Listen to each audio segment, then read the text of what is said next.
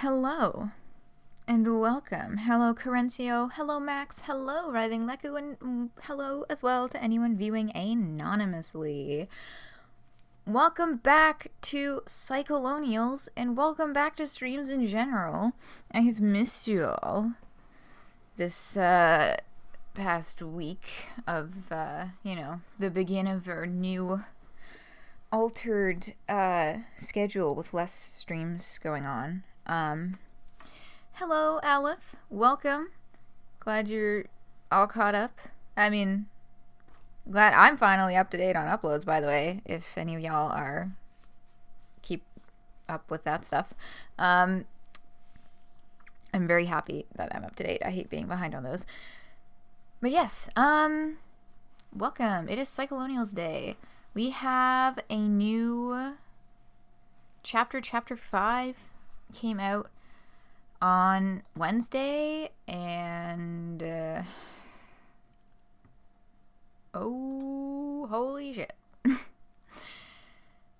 Yeah, I'm just gonna say brace yourselves for this one. I'll get the game open and I'll go a little more in depth as to what I mean by that, because I do actually want to give a content warning for today. Yes.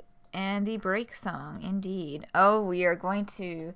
I am just letting you all know right now, I'm fairly certain that we are going to go overtime today. This chapter is longer than usual, and it's also very heavy. So... as a forewarning, those two things, as for warnings, longer than usual, very heavy, and also the stakes escalate again. Every time you're like, what, like, wow, this is, I wonder what he could do next. And then it's like, oh, dear God. So, we are reaching the halfway point of the story. That is what this is, chapter 5 out of 9, so we're just over the halfway point once we finish this chapter.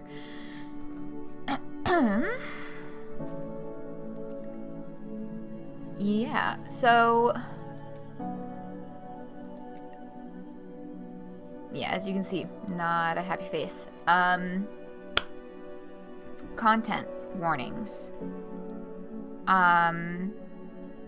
Okay, so this chapter... I just want to give a content warning for if you are someone where, obviously we've all been very affected by COVID and by the pandemic, but if you are someone who has a very deep personal connection, like you've lost a loved one, or you've had COVID yourself, or, someone close to you has, there's some parts of this chapter that get kind of into that, and I just thought it was important to say this is coming. If that's something you don't think you can handle, I understand. If you want to head out, I will say when we get close to it, though, so I will give ample warning for when we're actually getting to that part in the chapter. It's in the later half of the chapter. But it gets pretty heavy into that. So if that's something that you're deeply affected by, you have been informed, and I will inform again once we get a little closer to that. Can't confirm or deny anything, Max. You'll see. And unless you are one of the folks who would like to step out for that portion, in which case I will tell you after. So notice the introduction page is hanging around a little longer, and that sword... okay, chapter 5, Stuck Pig. That sword is falling closer and closer to matching up with the outline of the constellations. That sword of Damocles, the sword hanging by a single thin thread. Yes, the sword of Damocles has been getting lower and lower towards matching that constellation with every chapter. But it's got really... It's made much more progress in this chapter than it has on previous chapters. Stuck pig. Homestuck. Hamstuck. Oh, God. Oh, hello, Biangle. I did see you. I'm sorry. I was in the middle of talking. I forgot to say hi. Hello. Welcome. Can't warn people when you're reading it. Yeah. That's one of a number of reasons that I like to read these beforehand. But yeah.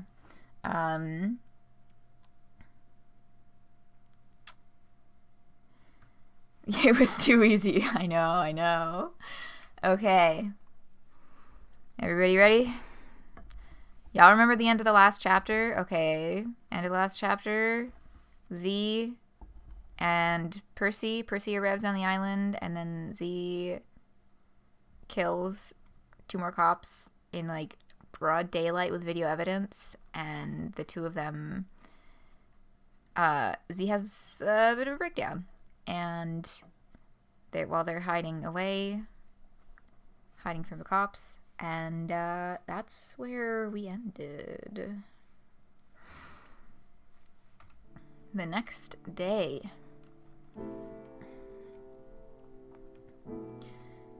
You couldn't go back to Abby's house after your 2nd and 3rd cop murders of the year, and Abby couldn't exactly stay where she was either. The police would surely be knocking on her door again soon, especially considering it was her Bentley which was used to ram the car of the slain officers. So you rented an Airbnb close to your old restaurant and walked there once it was dark. Abby drove to meet you at the house, which is where you're all staying now until you can think of a better plan. Greatly and Shoulder just enjoyed it despite it because of how heavy it's getting. Yeah, I'm really interested to see everyone's thoughts on some of the stuff that comes up a bit later. She wouldn't have to do this dumb shit if she just waited to soak her up. Psycholonials, pro-cop murder, anti-drunk driving. Yes. Perfect. That's a good thesis for any project, really.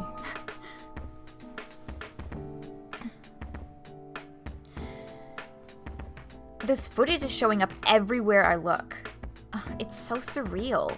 How did we even get here, Z? We got here because these shitheads don't know when to stop pushing it. I know that footage makes it look like I'm just icing these cops like a hardened criminal, but could I just remind everybody this only started because a cop almost murdered me in cold blood? I was just defending myself that night, and that's all I was doing yesterday too. I was defending Percy too, because he didn't do shit. I mean, I'm kind of hard-pressed to see the end of the last chapter as self-defense. In, like, a justifiable sense of... like, a justifiable use of the term.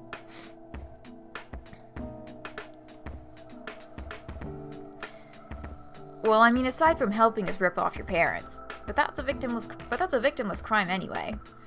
Oh god, there he is, with that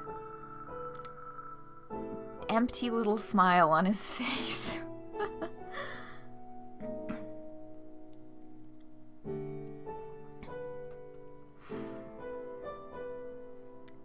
Hey, hello, Phoenix.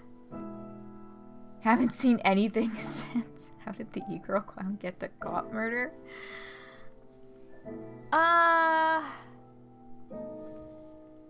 It's a really long story. I actually, if anyone in chat would like to pick up on a brief explanation of that while I continue motoring through here.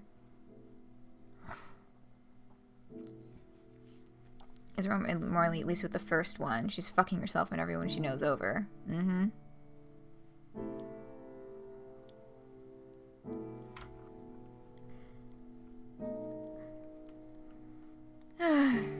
Yeah. You're right. It's not even that you're wrong about any of that. It's just... God damn, we are in so much trouble now. Well, yeah. The cat is pretty much out of the fucking bag now, isn't it? There's really no denying it anymore now that the footage has made the rounds in the media. They're in a frenzy over it. I'm thinking of just coming clean and telling our fans the original story. Are you sure that's a good idea? Abby, have you seen the discourse around this? Like, obviously corporate media is painting me as a bad guy, but everyone else, like the people who actually matter to our movement, they're talking about me like I'm some kind of folk hero. This mishap is actually incredibly good for business, just like it was when the news story came out linking me to the first dead cop. It's not even like I planned this shit, but as it turns out, waging war against the police is entirely compatible with the brand we're building here.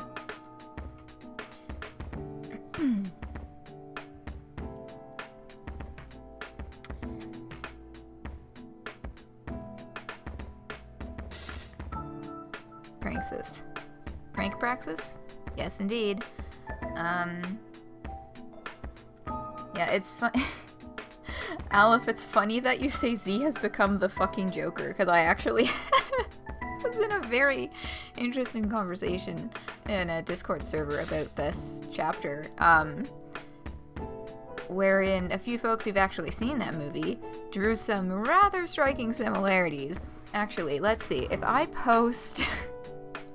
if I go in that channel and post my stream link, can I get one or both of them to enter the chat? Because they were much better informed, better than I was. I've never seen that movie, but the similarities, they just kept piling up. Like, not just with Z as a character, but also with the plot of Psycholonials.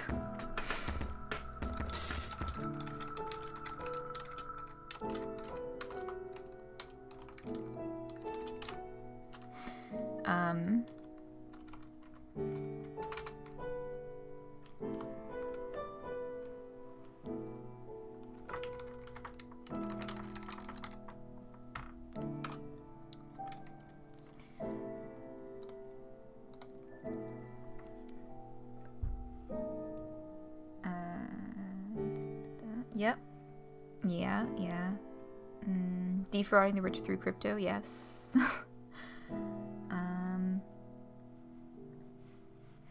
Yeah, I would also definitely recommend getting caught up on the actual story if you have a few, either $10 to buy it and play it yourself, or a few hours to watch back my streams, because they're actually up to date on YouTube now. But yeah, it's definitely worth consuming the original work. First three chapters, Z was the only one who actually felt guilt for the worst shit, while Abby was a gleeful enabler. Yeah, that is true. They do have that kind of dynamic. But, I mean, I just think we see here, and there's a few other times as well, but, you know, increasingly Abby is pretty skeptical of the direction this is all going.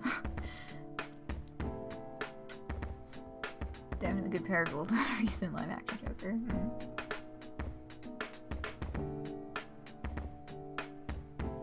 A mix of Joker and the dude from Mr. Robot?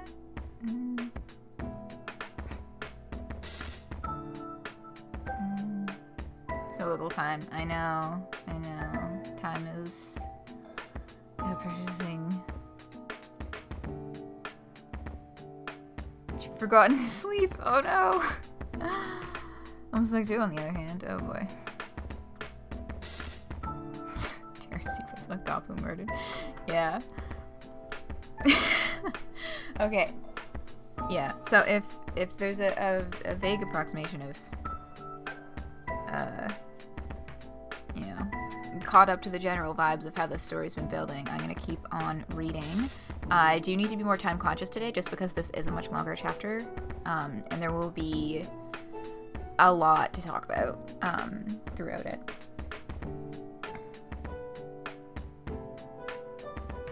There's Silent Clown Acolyte. Ooh, that's an interesting comparison to make. Aleph! That's actually that's perfect though. Like, that's it. Abby when Z fucks around is like super supportive, and then Abby when Z finds out. Well, because they're finding out together, because like Abby's in on all of this.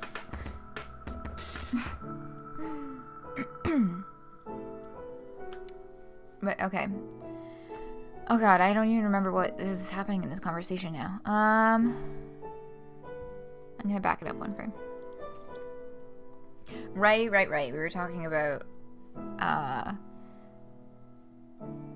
yeah, Z is thinking of leaning into the zeitgeist around this. You know, haven't done for a while. Ooh-woos. It's true. It's true. Okay, I'll ooh-woo the next little chunk. I know that. Can't you see where I'm coming from, though? I'm just scared about what could happen to us. Like we went so deep with these money crimes, too. What if they find out about that? Oh, Abby, they did find out. Yeah, 'cause Z fucking lied to Percy and was like, they found out about the money crimes and that's why they arrested you. Ha ha ha ha ha ha. Sounds pretty gay. God, I mean, you're right. But yeah, Z was like, ha ha ha ha ha, continuing this web of lies, continuing the pattern we noticed when she didn't tell Abby on the first night about their cop murder incident.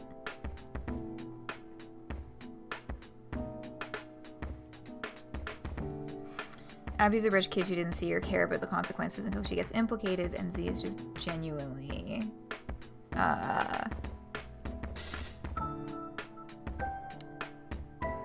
yeah, Z is,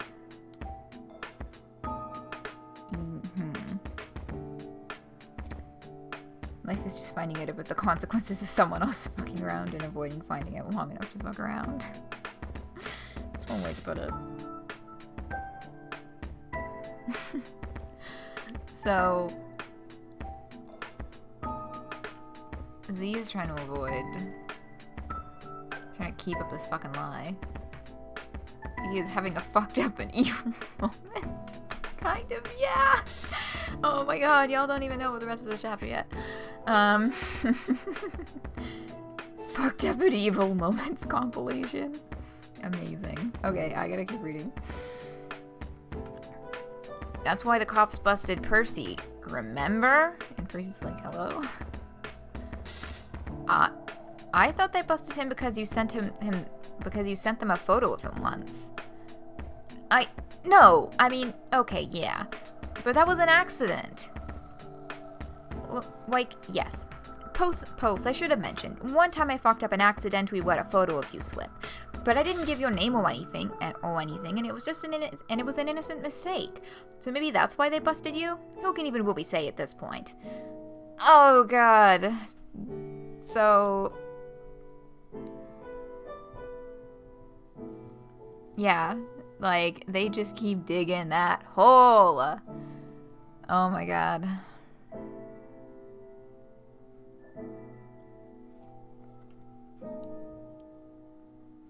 Reread.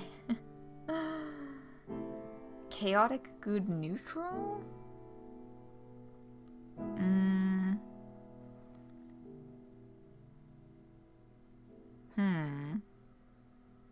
I feel like they're tipping out of the good zone, and we'll talk about that a little later, I think. Because that's an opinion very much informed by a lot of the events of this chapter. As well as, you know, some prior events, like generally the way that they've treated Percy this whole time. But we see more of that here, yeah.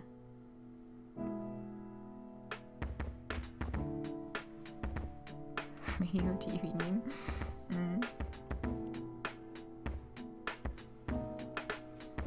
Yeah, Abby just blasts out their secret because Abby doesn't know that they're not being truthful with Percy on this stuff.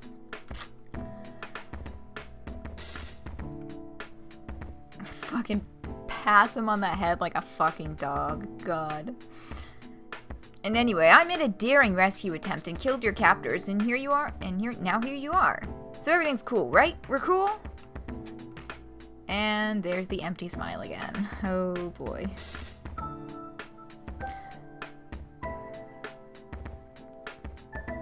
all of us could become if we had no inhibitions and all our e-clown powers removed.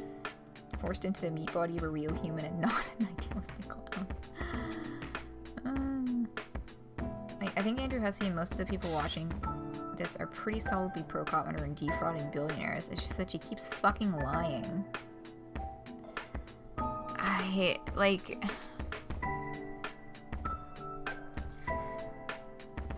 Yeah, there's a lot of... My opinion is very informed by the things that happen later in this chapter. I don't want to spoil anything. Okay. So, I'm confused. Did the cops find out about our Bitcoin scams? Oh, what? Oh, not. I mean, probably not. I doubt it, actually. But when you think about it, what crime is even being committed? TBH, on paper, it really just looks like a father has been working with his daughter to buy a bunch of bitcoins.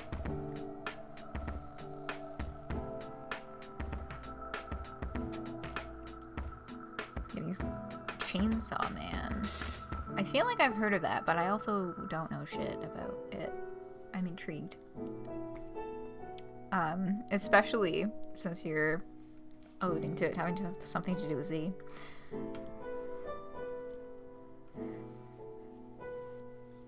And the money just wound up in a family account. Your account. If they want to prove a crime was committed, I guess they can try. But from where I'm standing, it looks like cop murder caught on tape is the crime they're prepared to take a lot more seriously. That was like a half-assed ooh-woo. I'm so sorry.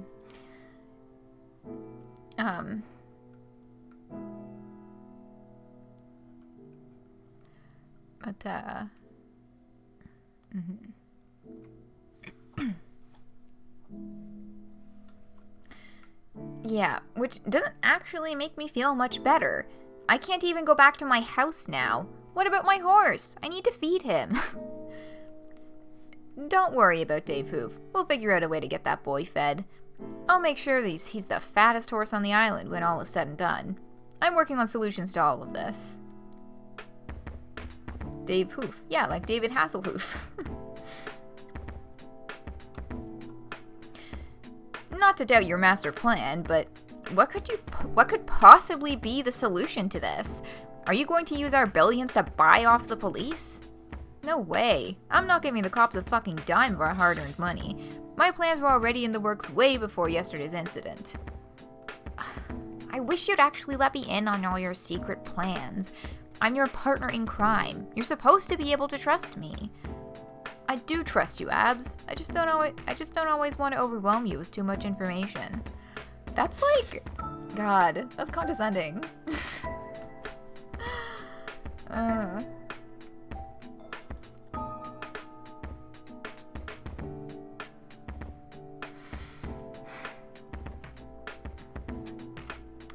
Irons in the fire. God, yeah. They do.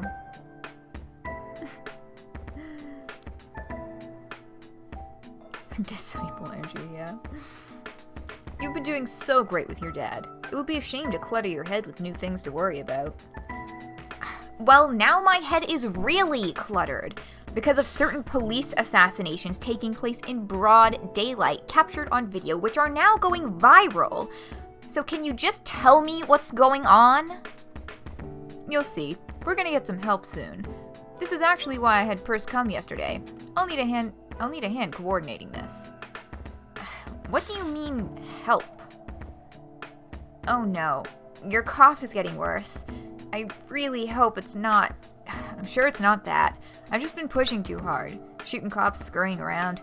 Catching a little cold, that's all. Besides, I've been checking my toes out every day. Not a single COVID toe in sight. I forget what that is. I used to remember what that is. But I don't remember anymore. Is it... I think it's like your toes turn purple or something?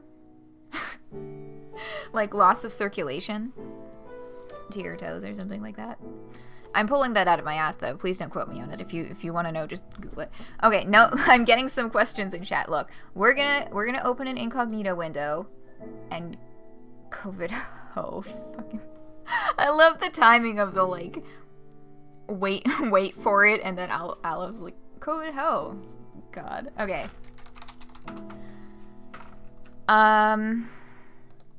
Sure. I'm just gonna...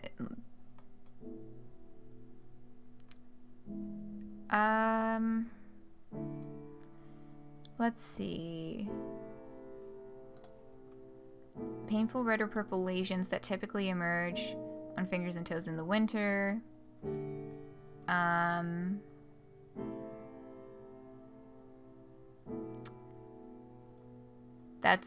think that's kind of it. I super appreciate and definitely wanted to see the fucking picture of it that the New York Times posted as the photo for this article. That's absolutely what I was hoping for, and not just a written description. Thanks, New York Times.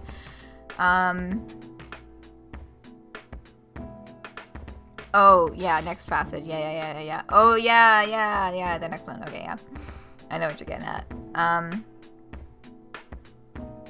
Now I'm for doctors and nerve damage and only a little bit. Yeah. It's,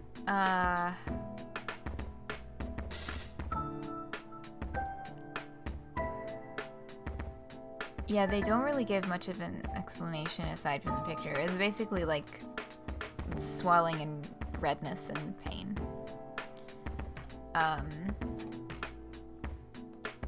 Yeah.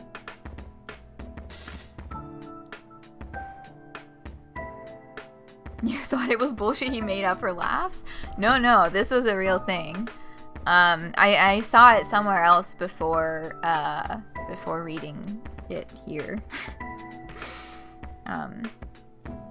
New York Times officially sanctioned feet photos. God.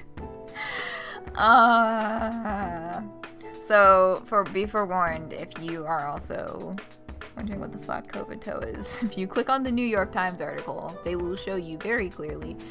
Why does this page look familiar? Steam page. Yep. Not this dialogue, but the next one that's on the Steam page. But yes, not a single COVID toe in sight. I don't think that's really an indication of anything. I'd suggest you get tested, but man, even people who aren't fugitives can barely get tested. Don't worry, I'm fine. Pretty sure I've got like herd immunity by now or something. A single person can't have herd immunity. I thought you were supposed to be smart. Think again, bitch. I mean, mood. But yes, this was the page that was on the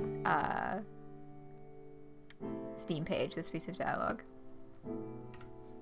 Anyway, I don't want to be late for this thing that's about to happen. Come on, Percy, time to go for a drive.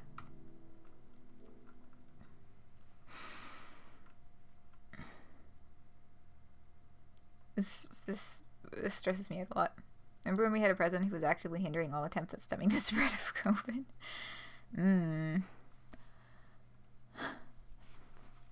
You and Percy head out to Abby's car. She brought a BMW this time, which is a bit less noticeable than cruising around the island in a Bentley. They're a dime a dozen around here. You'll miss the Bentley, though. It served you well, especially in its final moments when it was used as a several $100,000 battering ram. And they're going across the island. Percy has no idea where you're going. All he can do is glance at your phone sometimes, which you are holding for navigation purposes. You've set the destination for a place near Jackson Point, which is one of the westmost parts of the island. Music has stopped. Not a good sign. I mean, you are correct. Even though it has returned for their drive, you are still correct. Very, very correct. Oh boy.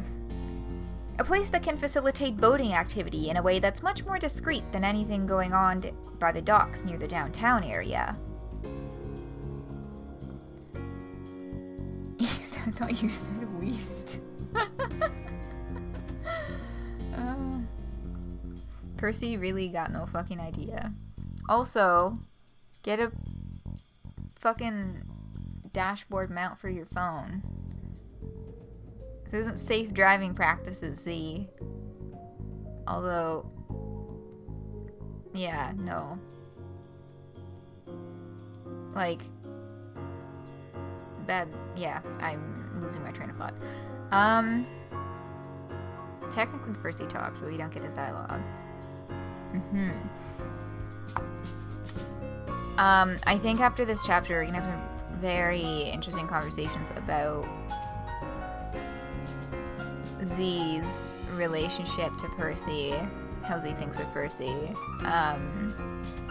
and treats Percy, and how the narrative reflects that. Man, there's just so many good conversations to be had, but we're not there yet. Okay. A few times, Percy attempts some small talk. You humor him, nodding along, occasionally turning your head to throw him a smile. Seems like he's skirting the topic of his feelings? Something like that. That's nice, Perce. You're super flattered and all, but it would behoove him to come to grips with the magnitude of what's about to take place on this island. In the not-too-distant future, some very loud noises may be assailing his ears, but they won't be coming from wedding bells. While I take a look at this link from Max, any guesses as to what the fuck that could mean? Oh, the Stickbug song. Cool. I've never actually seen it in its original form.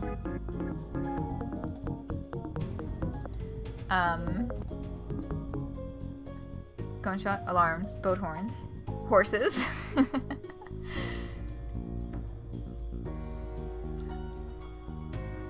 Oh no, I haven't been keeping track of links. I think that was the first link sent though. Right?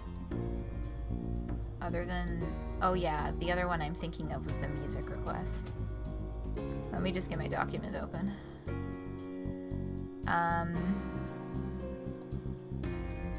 Gunshot, cash register. Cannons, fireworks. Blowing up an entire boat with fireworks with a cannon while cops are shooting guns and the alarms are on.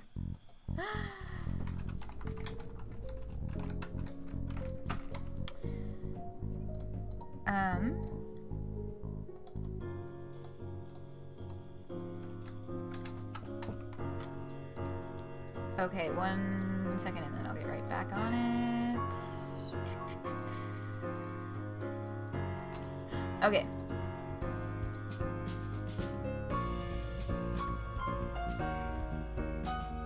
And the cops are riding horses. Oh no, it's the Central Park Rangers. Okay. They've arrived. Y'all fucking ready?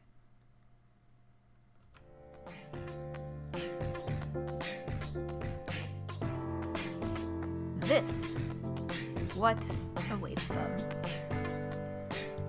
You pull up near the docks and get out of the BMW to find a bunch of guys hanging around. Percy looks bewildered, but your confident demeanor reassures him that this is part of the plan.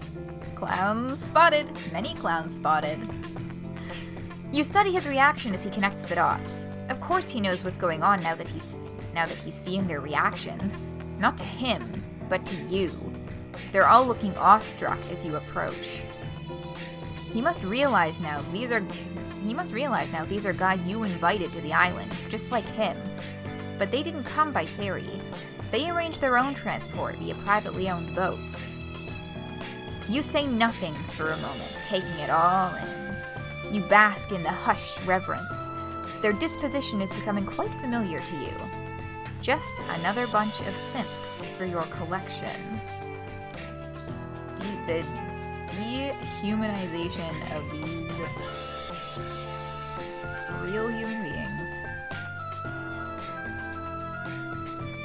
Clown spotted, jogger bastard, they have assault rifles, yeah. Baffa's baby catapult? Oh my god. Oh yeah, they all have names. We're gonna look at the roster, the name roster at the end of stream today. You becoming terrorists, ladies. Indeed they are. She invited dozens of clowns armed with assault rifles. We were all joking.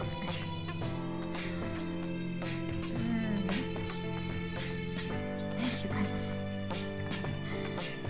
If I owned one of those boats, I'd be turning around as soon as they got off. I mean, I think the assumption is that these boats actually... The owners are on these boats and here to enthusiastically participate. You like the one with the pink shirt? Yeah, that is a nice one. My favorite is the clown. The one who's actually wearing the paint, just because...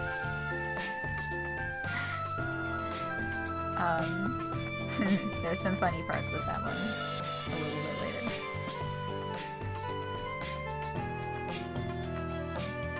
Assume they chartered them.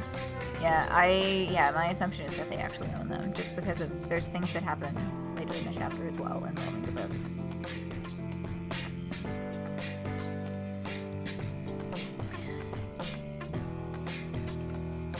Ones with completely different utility than Percy. Ones that aren't nearly as soft. You begin eyeing some of the hardware they brought. They came well equipped, just as instructed. These plans were in the works all week, and some of these boats took well over a day of sailing to get here. As you assess your new recruits, you can feel Percy fidgeting to your side. Clearly, he wants some answers.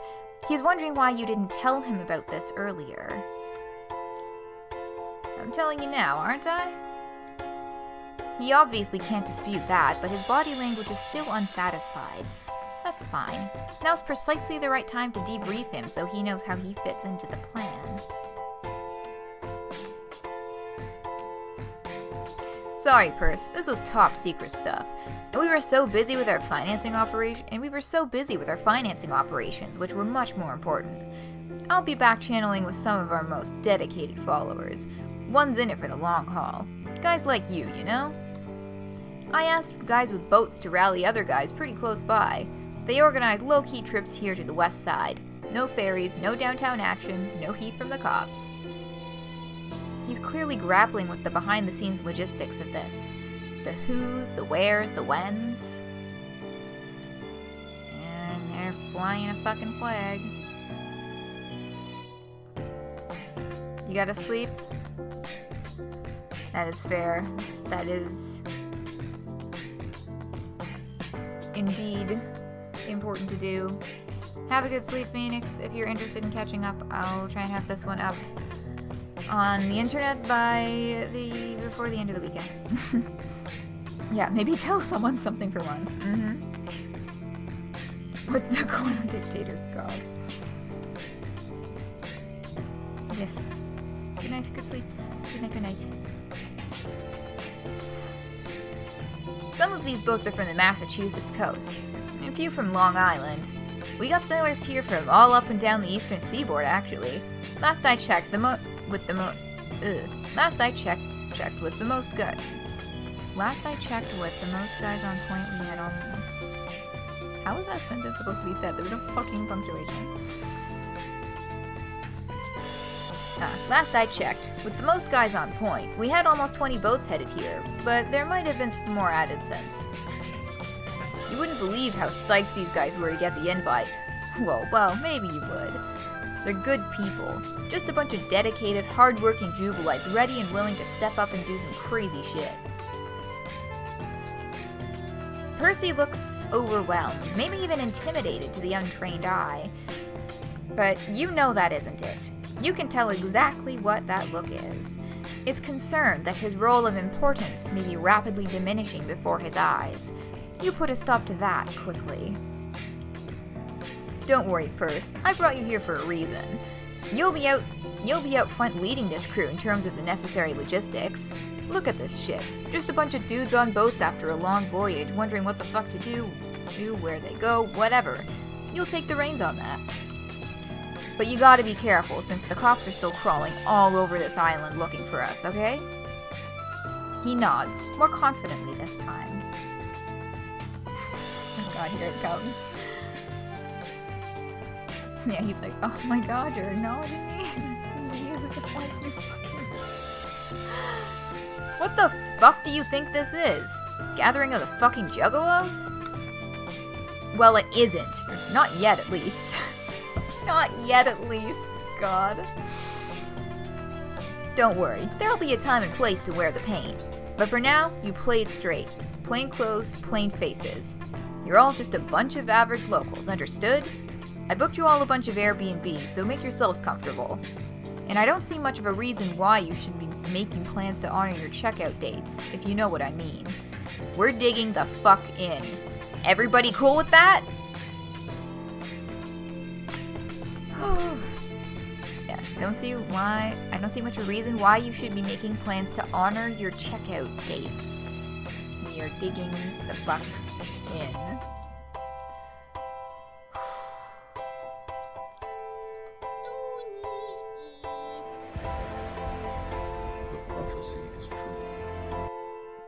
Why did you send me a video of cat transcendence? Like, I love it, but I'm not sure. What? Oh, that's Percy. I get it.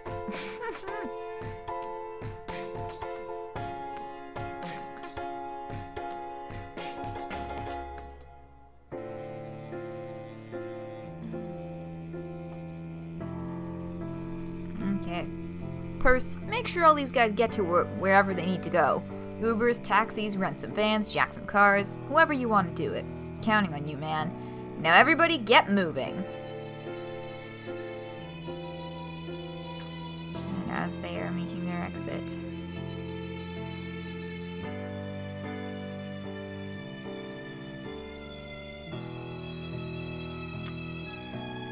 oh, my royalty. Passing down, what is that, an assault rifle? I don't know actual gun names. I only know Splatoon gun names.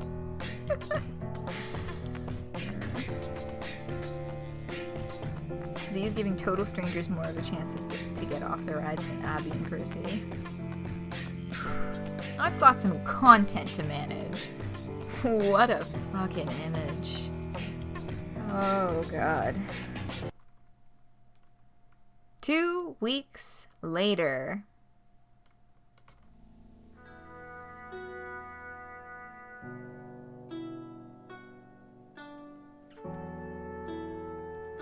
M16. After 2 weeks of constant media coverage of your recent exploits, your brand has skyrocketed. Both the video captured by a witness and the dashcam footage have been playing constantly. Members of the press have gathered on the island to cover the manhunt, while the police presence has grown.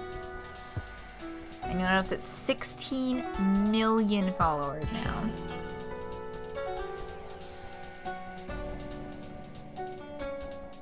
But the intensification of recent events hardly has been limited to circumstances on the island. The entire country has been suddenly ignited in civil unrest over police brutality and the extrajudicial murders of black people at the hands of law enforcement. Something is stirring in America. It's as if the more comfortable parts of the nation decided to finally wake up to the fact that they've been living in a police state for longer than most previously cared to admit. So, and then they transition into Jubilite stuff.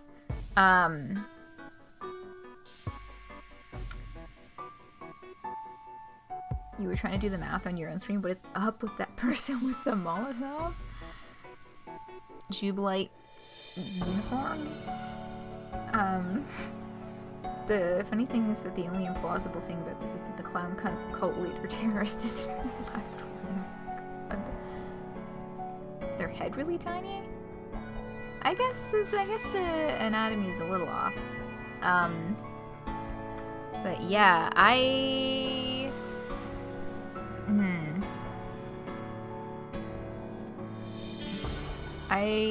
don't know how I really feel about the way that the Black Lives Matter stuff was talked about here. Just in the sense that, like, that's kind of it in terms of talking about it. For at least the rest of this chapter, it doesn't really come up ever again.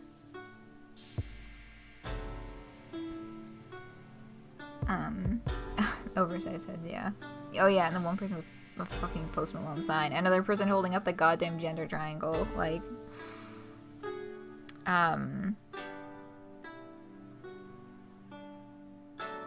Yeah, and this was a part of the amazing conversation that I had about this chapter afterwards on Discord. We were talking about the fact that, like,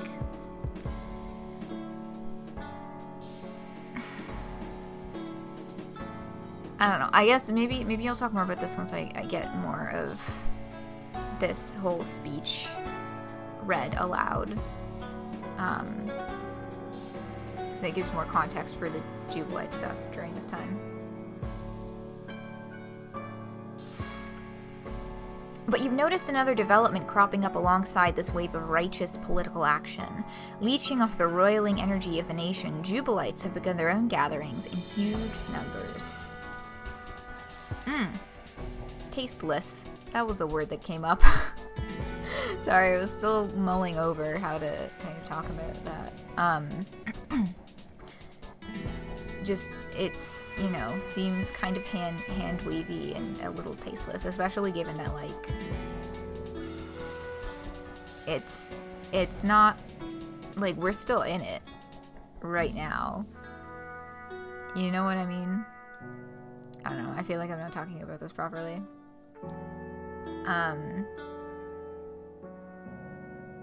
But yeah, it just sat odd. Like it's using a real issue to lead into the story. Yeah, I mean, yeah. It feels kind of like he felt like he couldn't leave it out and had to figure out a way to put it in because it's relevant, but like never intended for it to be actually related to the plot.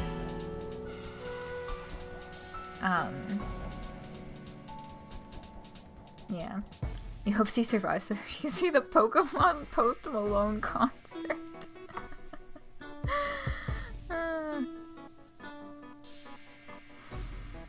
Yeah, I have seen screen caps of that, and I just have made the executive decision that I'm not going to click on it.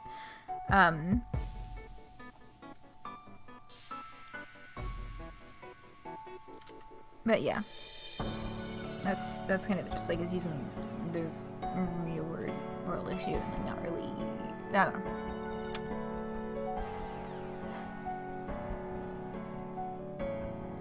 But yeah, you've noticed another development cropping up alongside this wave of righteous political action, leeching off the roiling energy of the nation. Jubilites have begun their own gatherings in huge numbers. At first, no one thinks much of another few gangs of painted buffoons slipping in between the garish Trump motorcades and the Doom boat parades. But before you know it, you can barely point a camera anywhere. Without televising another preposterous gaggle of circus riffraff clowned up behind their masks. Certainly too many clowns for the comfort of corporate media, but if you're being honest, maybe too many for yours as well. You're beginning to wonder what you've unleashed upon the nation.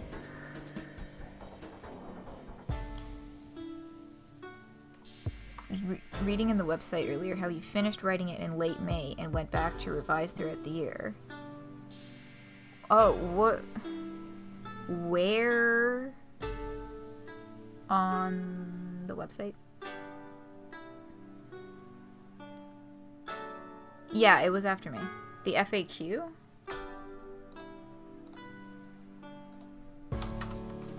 I thought that I looked at that. Schedule shop. Oh yeah, we'll talk about the shop after. Social media, some of the author contact. Oh, it's right at the bottom of the page.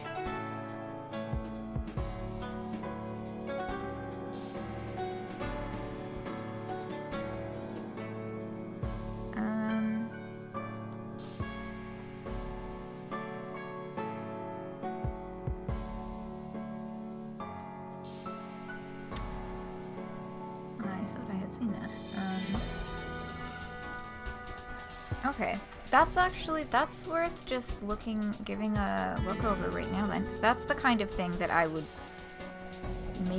generally make a point of streaming like from the beginning. Okay. So, FAQ. Let me put this link in the document then as well.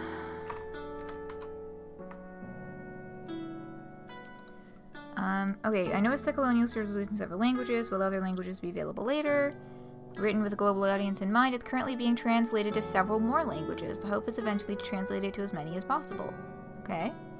I see there is a release schedule. Is the story in the process of being created while the chapters are being released? No, all content was completed well before the chapters release. When was the content made? The author began writing the script around the date the story begins, April 20th, 2020. He completed the script by the end of May and then spent the next several months illustrating the story while revising the script to keep up with the events of that year. Okay, all content was created by Andrew Hussie except for the music, which was all created by Clark Powell. Psycholonials have anything to do with Homestuck? No. I noticed the drawing style looks a little rough, big pixels mingling with small pixels, artifacts everywhere. Like most of his previous works, a particular graphic style was adapted for the sake of extreme efficiency. This allows Psycholonials to be produced at a very rapid rate. Using methods like this is the only way a story with such a large volume of illustrations can be created in a reasonable period of time. Makes sense. How long is it, and how long did it take to make? Psycholonials contains about 1,000 illustrated pages, 70,000 words, and almost 40 minutes of animation. We've hardly seen, and we've seen, like, there was the earliest animation. There's another animation coming up at the end of this chapter. Like, 40 minutes. You know, I'm excited for these final 4 chapters. The fuck? The vast majority of this content was completed over a period of about 4 months. And of course, is streaming or posting Let's Plays allowed? Not only are they allowed, they are encouraged by the author. The only request is that people be mindful of spoiler warnings when publishing such content. You hate it? Oh. Yeah. It's not for everyone. I've actually been kind of... it's grown on me. I was kind of iffy on it at first, but it's really grown on me.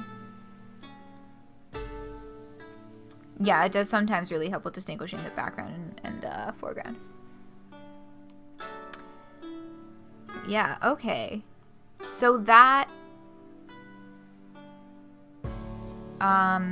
does offer a bit of a shift in perspective then.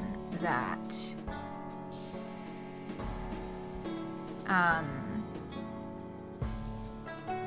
okay, it was written already, and okay, interesting. Okay,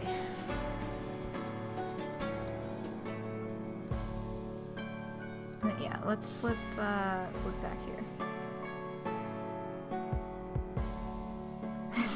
You're wrong. It does look more deliberate with Percy. Well, the other thing that I have noticed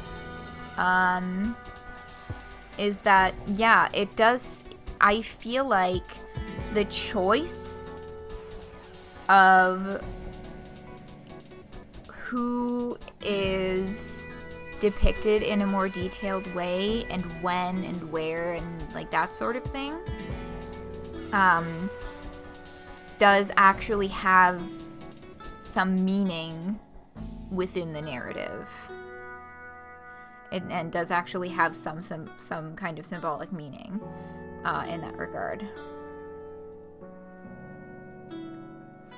So, yeah, and that's another thing. We kind of brought it up last time when we, get those, like, really close-up shots of Z when they were, like, having that breakdown in the restaurant and getting right up in Percy's face. Those were some of the sharpest depictions of Z's face and, like, the entire story so far. And it again, as well, in the initial animation, another time like that is when Z has just gotten out of the police car and is standing on the dock, soaking wet, and it's that, like, camera angle from below where they're just dripping wet and so mad. Like, the look on their face.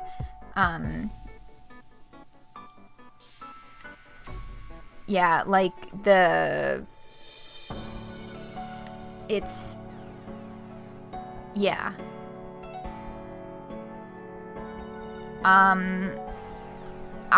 Yeah, that's another one of the things I really wanted to dive into later, because it's relevant to some later events.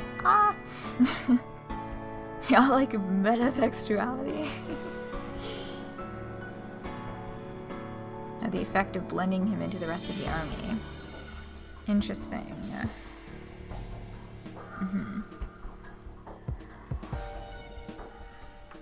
Yeah, we'll definitely touch on more of that later. But yeah, we'll finish,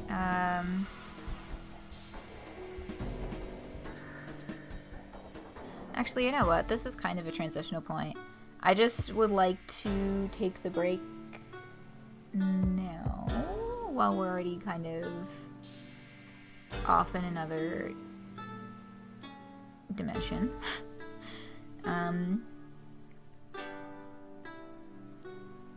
Because he's onto something with a baseline of low detail to make high emotion moments with a clear visual punch.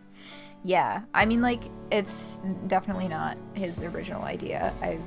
You know, there are other works that kind of do similar things. Gotta be honest, not any that I can name off the top of my head, but you know, it's a thing. But yeah, it's really, I think it's a very effective tool when it's used properly, when it's used well. Yeah, let me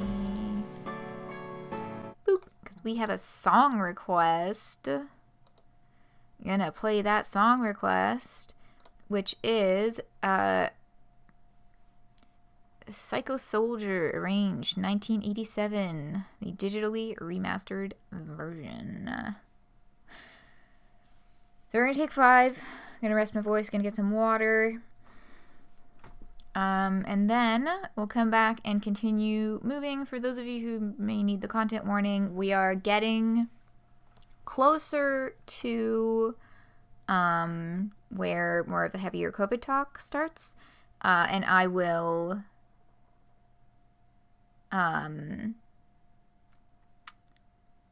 say exactly when that's, like, we're really gonna get into that.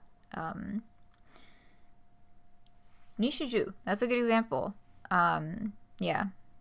I honestly wasn't even picturing that. But yes, Nishiju. Yes. Okay, gonna take 5. And then we'll return to, good God, whatever the fuck is happening here. Hello. Hope you all enjoyed the music. We'll get some of this music back on.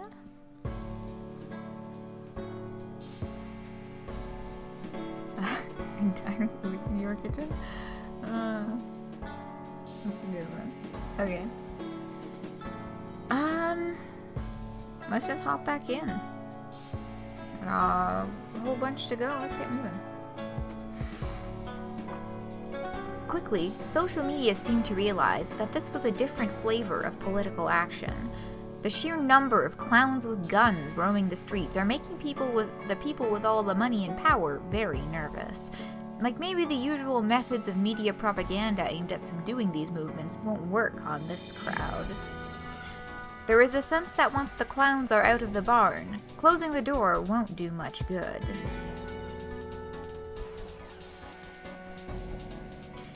And maybe there's something to it. As the police escalated their violent brutality in retaliation to the unrest, the Jubilites seized upon the chaos.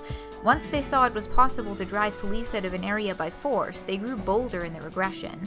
No longer were your clowns an aimless gathering of oddities, a sideshow of loitering farceurs. They were hijacking the political atmosphere towards their own objectives, and in turn, yours. Your detractors got a lot of airtime vilifying your followers for perverting a righteous social movement, and you find it hard to disagree with the point.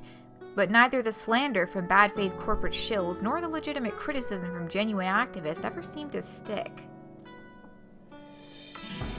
The spectacle of it drew even more people in, who would begin wearing the paint. And the more painted faces showed up, the more your movement appeared to stake its claim as a force entirely distinct from the origins of the civil unrest. A force now taking the momentum of your once modest social media campaign and flooring it. Yeah, there's also something kind of uncomfortable about the way this appears to be writing in that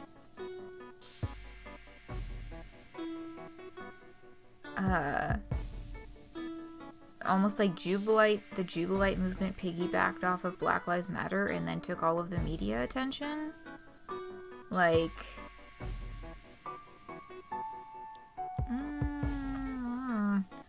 that is a really uncomfortable way to write this in. Also, yeah, like, use a different symbol for the police. Yeah, the use of the six-pointed badge for this image is,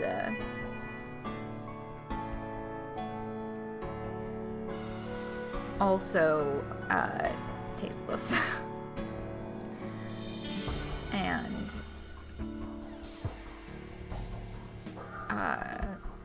very much lacking an understanding of tone and context.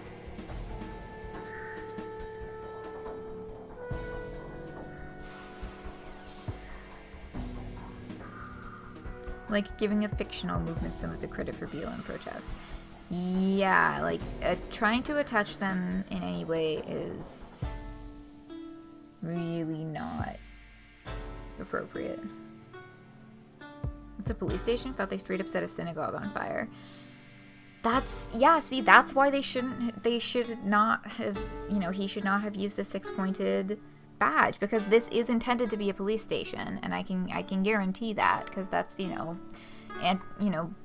anti-cop is a major tenet of Jubilitism. But yeah, it took me a second too to be like,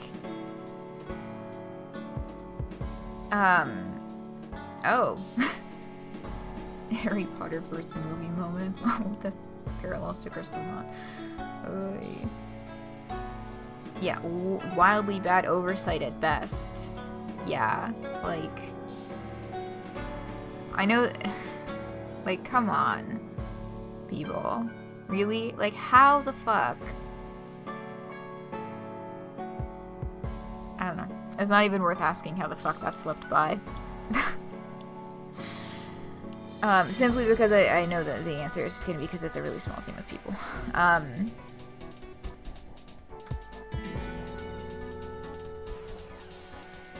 But even with a really small team of people, how the fuck did this definitely result of Andrew Hussie being... Yeah, it definitely was a result of Andrew Hussie being white Goyim. He's...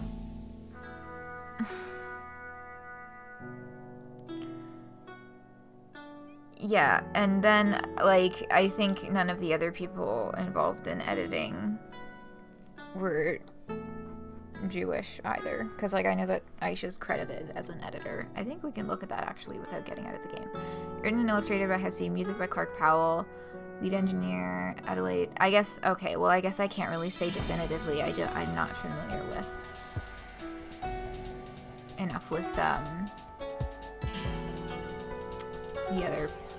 I'm not familiar enough with all of the other people involved to say definitively whether or not no one on the team was Jewish, but I feel like if someone on the team was Jewish, then this would not have made it in, and it would have been changed. So...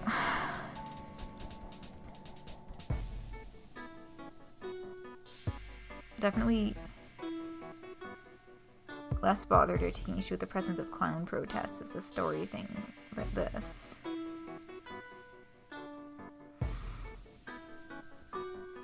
yeah, I wouldn't say that I'm less bothered by the prior odd implications, but, like, yeah, this is some real bullshit.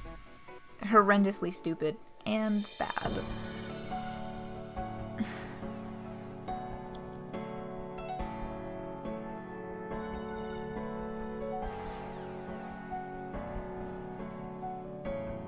Yeah.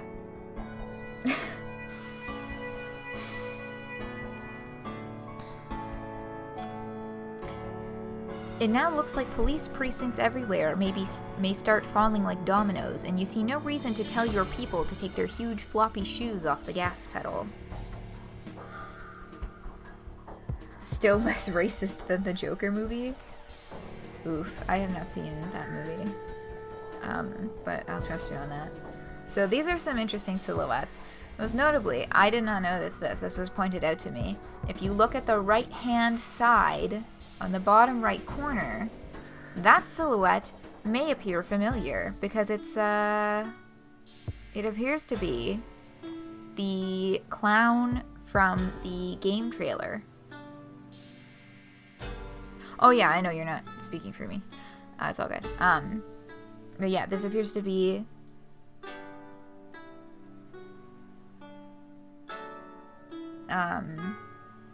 the clown from the trailer who's looking in the mirror. So I feel like we're gonna meet this one because this one was in the trailer. This appears to be the one in the trailer. So who knows? Maybe we shall meet these strange silhouettes one day. But you can't put too much personal focus on what's happening around the country because there's way too much happening locally you need to deal with. You've been ordering your new recruits to take care of business here on the island while you're in forced hiding. You have a team dedicated to making sure Abby's horse stays fed, for instance. With the help of Percy, an infrastructure of local Jubilite activity is beginning to emerge, which can operate somewhat autonomously from your direct supervision. Your inner circle directly overseeing this infrastructure has begun calling itself Ring 3. Being able to delegate important stuff is good news, considering your health has been in decline. After showing symptoms of COVID-19, you decided to self-quarantine in the Airbnb. So this is where it starts getting a little bit deeper into the COVID stuff. Abby and Percy rented another one across town while trying to stay out of view. Because Z has COVID. And speaks to the experience of having it, and also a few other things. So, this is where it begins. If this is something that is triggering media for you, then if you are not comfortable and need to make your exit, fully understand. Have a wonderful rest of your day. But yeah, this is where it starts getting heavier into the COVID talk. The keeping Hasselhoff fed is a key part of her being able to retain some audience sympathy. Right, so you think Percy was a carrier? I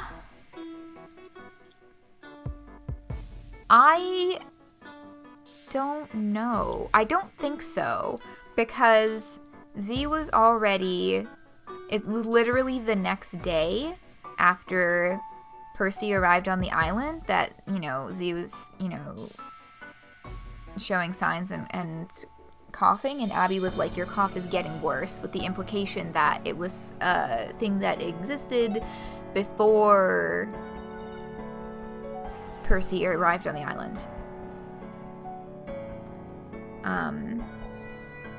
Big dramatic silhouettes like this long distinct character's shapes always scream you'll meet them, get hype. If it wasn't him, it was one of the first guys to show up on the boats.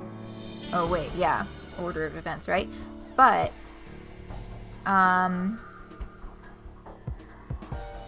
we don't know whether or not any of Z making those arrangements, I'm gonna reorder the words in that sentence. We don't know whether or not Z met with anyone in person while making those arrangements for the boats. So that is, I feel like that could be a factor as well. Hello, recursive. They might just be on level of something like the felt, like relevant, but not really that relevant. That's true. Oh yeah, the clowns from before, they could be about there. Abby was having regular sex, so I guess she could be the infection factor. Right, I forgot about that. Abby does mention that in the earlier parts, and it's not really discussed whether or not that's a thing she still continues to do over the months that Z is living there.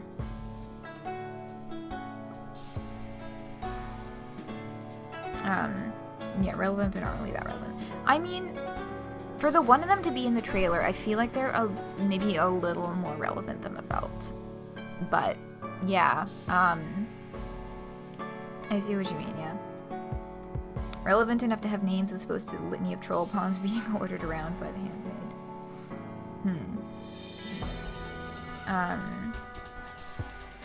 But yeah, it could be Abby, it could be meetings with trying to arrange the boat stuff. It could be...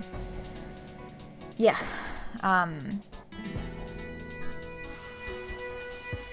So, that's where we're at with Z right now. They are isolating with COVID. You hold down the fort all by yourself. You have plenty of time alone to plot and scheme in between your coughing fits and fevered visions. Admittedly, this is not the most fun you've had during your brand's rise to international notoriety. The carefree days of drinking expensive wine at Abby's house while in perfect health and bullshitting about gender are starting to feel like a distant memory. But the administrative needs of your movement don't take a break just because you get sick. The show must go on. Anyone else? What? I mean, I thought it was a kick-ass character design. Since the day you went with Percy to meet the first few recruits fresh off their boats, thousands of additional Jubilites have infiltrated the island using the same method. Boats arrive at the western docks, usually at night. They unload and head back to the mainland for more, while the new recruits settle in wherever they can. This is why I thought it was funny, Max, when you were like, if I was on one of those boats, I'd turn right back around. I'm like, well, you will find out later that they do, but they don't, but they do come back. Thousands of additional Jubilites. Like, they're really out here planning to take over the whole fucking island.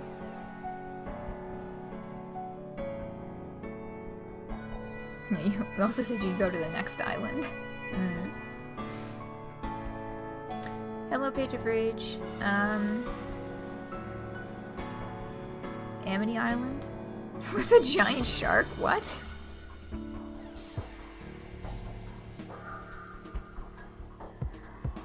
Gulliver. God, is that an Animal Crossing reference? Or am I just Animal Crossing brain? Does it have any humor? I mean, at certain points, but alright, not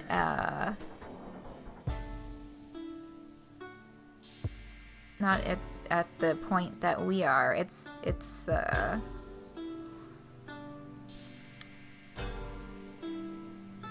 you think it we'll get there, Currency. Yeah, it's heavily political and also 18 plus. Damn it, I keep forgetting to put the mature content restriction on my channel. I've been meaning to do that every single week and forgetting. Yeah, more tonally in line with the epilogues.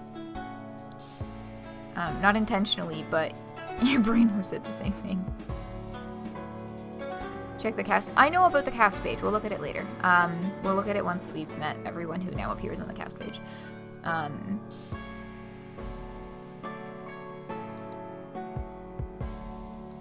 it. Where's that setting? I don't know where that setting is now. Fuck. I'll have to find it later.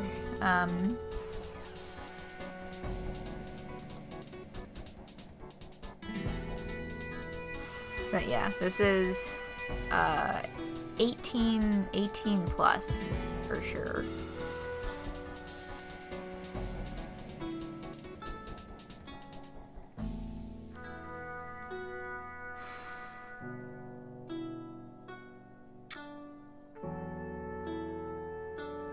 Wake up 2-3 hours earlier than usual for college classes. Oof, I hate when that happens. DST. Oh, daylight savings time. Is that what that fucking means? God. I had no fucking idea what you were talking about. Yeah, it is daylight savings. I think the clock changes over once it hits 2 a.m., then it just skips to 3 a.m. Ideally, we won't go that far over time today. But I believe that is when it officially changes. 2.5? Oh. So does the clock change from 3 to 4?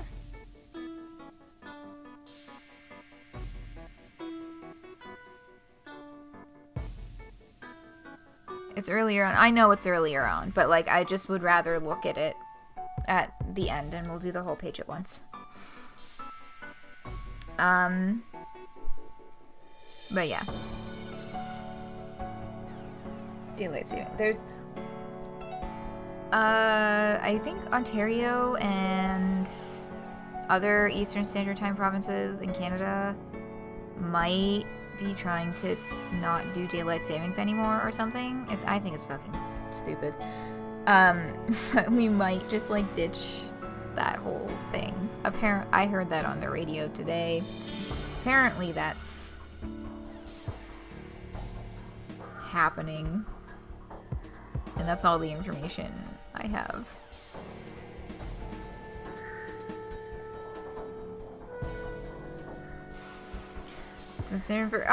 That's not what I thought it stood for. I thought y'all were talking about a fucking video game or some shit. Sit down. Okay. So, new recruits coming by the thousands, arriving at the docks at night. Airbnbs and campsites mostly. Okay. While the new recruits settle in wherever they can. Airbnbs and campsites mostly, while some continue living on their boats and others break into empty summer homes. The fact that thousands of radicalized, plainclothes clowns are now covertly occupying this island is the basis for the next series of operations you are planning. To the untrained eye, your schematics may appear to be total madness, but as you assure yourself frequently, it is anything but. Oh dear. Clown camping. Clamping? God.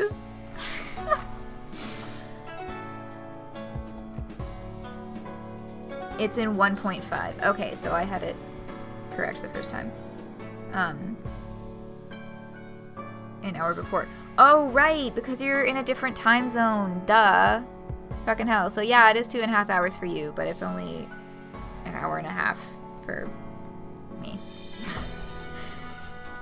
Northeast US considering it too. Permanent shift to Atlantic time or whatever.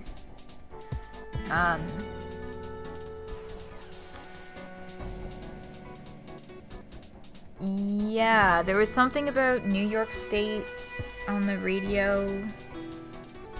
Yeah. So that's a thing that could be happening soon with time zones.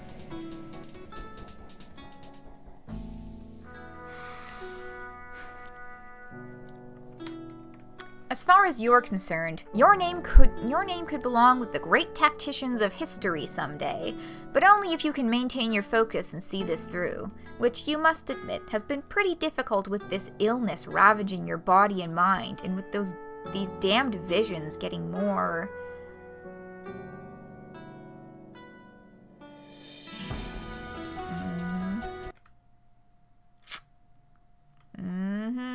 more frequent. Oh dear.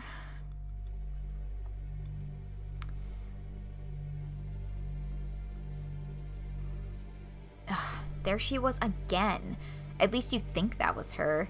It's always hard to be sure when it's happening in your peripheral vision, or the periphery of your imagination, you guess. It's strange that you've been seeing her more often than him lately. He was never far off from your disturbed hallucinations for obvious reasons. The way he died, the nature of that sickness and what it did to him, it left a mark on your psyche that will probably never go away. But her? You just had a falling out and never spoke again. Is it guilt that's causing your mind to conjure her? You wrestle with the question for days until finally an unassuming email that you stumbled on in your spam folder provides you with an answer. Someone was trying to collect on a medical bill of some sort. It's an ambulance fee, actually. An ambulance that was used about 2 months ago. They're trying to collect the bill from you, but the person originally billed wasn't you. It was her. The fact that they're trying to collect from you instead of your mother must mean it couldn't be. Could it? You do some more digging. You call the hospital where the ambulance dropped her off. After some time on hold, you confirm. It's not the fact that she's dead that blows your mind. It's the date, April 20th. She caught COVID-19 in early April and died on 4/20, the day this lunacy all began.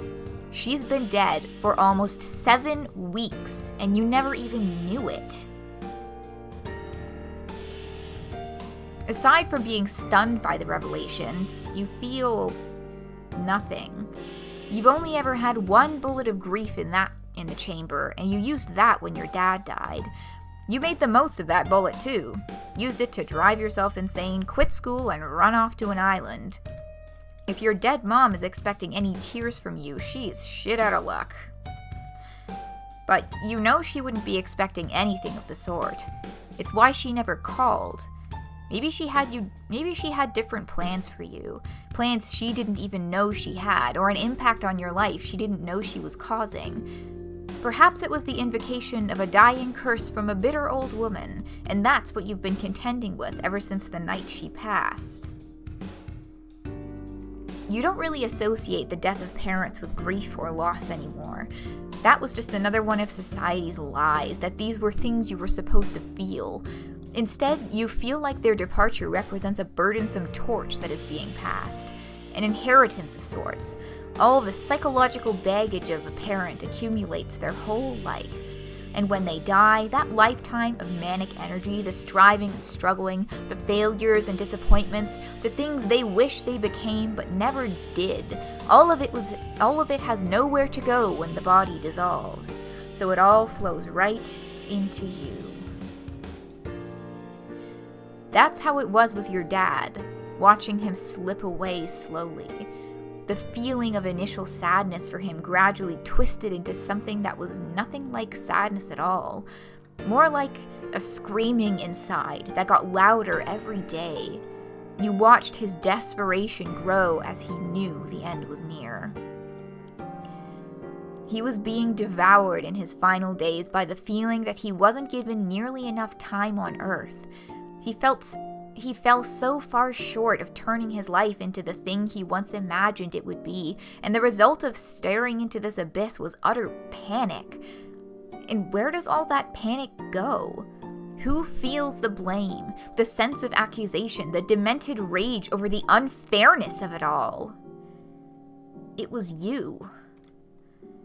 Your true inheritance is this tortured understanding, an implied contract since the day of your birth that you will be all that remains of his legacy. That now it's up to you to bring meaning through familial continuity into a life he just went to painful lengths to make clear he barely even considered worth living himself. But you had no intention of honoring that inheritance. The contract was worthless, partly because you never agreed to it. But more importantly, you gained disturbing insight into its author in the process of watching him die. You didn't lose respect for him. It was somehow worse than that. You began to question his agency as a human being. You questioned his humanity itself. And this, as the sickness tore away at him, it looked like it took little bits of his mind along the way. Your father's intellect and personality were being dismantled in such alarming ways, you begin to wonder if you even knew what a human being was anymore. But you don't really wonder anymore. You think you simply understand now. A person is a phenomenal illusion, carefully held together by healthy neurons, which, once disrupted, appear as a series of hellish algorithms firing the wrong way all the time, for the express purpose of creating horror in all those who believed they loved him. They believed they loved him because they believed he was real, not merely a jumble of algorithmic insanity which just happened to be executing in a proper sequential order most of the time. Is that what you are, too? A bunch of psychopathic, inhuman algorithms firing until you get everyone who joins your movement killed? Or if your algorithms aren't quite satisfied with that, until you rip this country apart and get everyone killed? The coughing fits are heavier now, more frequent. You know this must be her influence. It makes no sense in any scientific way, but you can just feel it. Her ghostly hand closing around your throat. Your dad's curse was bestowing his existential insanity upon you, the burden of striving for the American dream, which cracked your brain and sent you running away for good.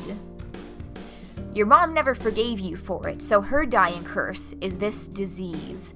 The same one that claimed her, and you know how she thinks. Why shouldn't you have to suffer the same way she did? COVID-19 is highly contagious, but you wonder if anyone's yet realized it can be transmitted psychically by a vengeful spirit. It's probably time to just throw in the towel. Just stop all this running and hiding, and turn yourself over to the cops before you can endanger anyone else. Sure, you disappoint a lot of people that way. Millions who've become deeply invested in your defiance of this brutal, imperialistic police state. But the disappointment resulting from letting them all down would be a blessing at this point, relative to the scale of damage that the misfires of your algorithmic insanity could be truly capable of.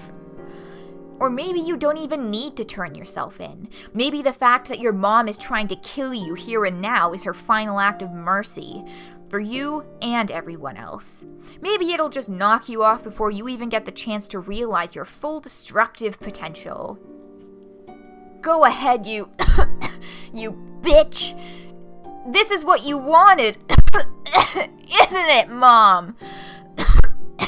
So go ahead and fucking drag me into the fucking grave with you already! Ding dong.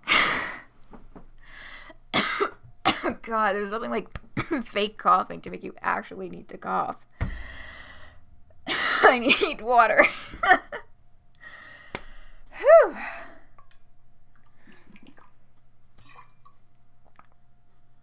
I'm hydrating. Yes, thank you, Crencio. Oh god, no, I'm choking on the water.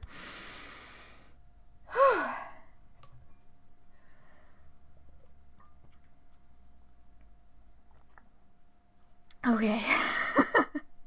Hydrate backfired. Oh.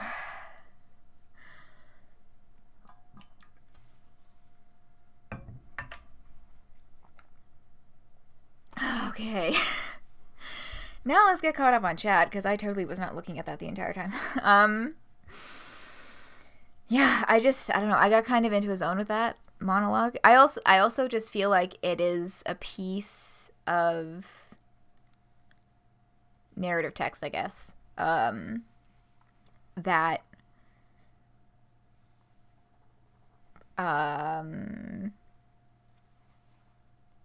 kind of loses its power when it's broken up. So I just kind of hit a stride and kept going. Whew. Let's see. Let's see, I missed a lot. Um, more digging is all Shen ever seems to do. Yeah, today is a little earlier than June 8th, 2020, because almost 7 weeks. Yes, thank you for clarifying that. Yeah, I never bothered looking up the exact dates, but yeah. Yeah. Might actually be on your birthday. Early birthday request. I think I gotta change what the... No, never mind. No, I'm gonna keep the birthday thing.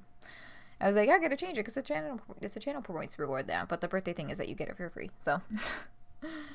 Got you fucked up when you were reading it. You really related too much to the journey her mind took here. I half-zoned out rambles aptly put how much it hit me. The ordeal of reflecting on your shared psychological burdens with your parents, whether genetic or environmental. Yeah. You feel more sad from being lonely than from family members being dead, but both are pretty sad concerning death. The ordeal of excess clarity on the reality of nature and the realization that we are all meat robots. Brains piloting flesh and bone mechs. Had thoughts literally adjacent to this. Yeah, it is. Minus the I'm going to get people killed part. Yeah. Z is understandably having a fucking mental breakdown right now.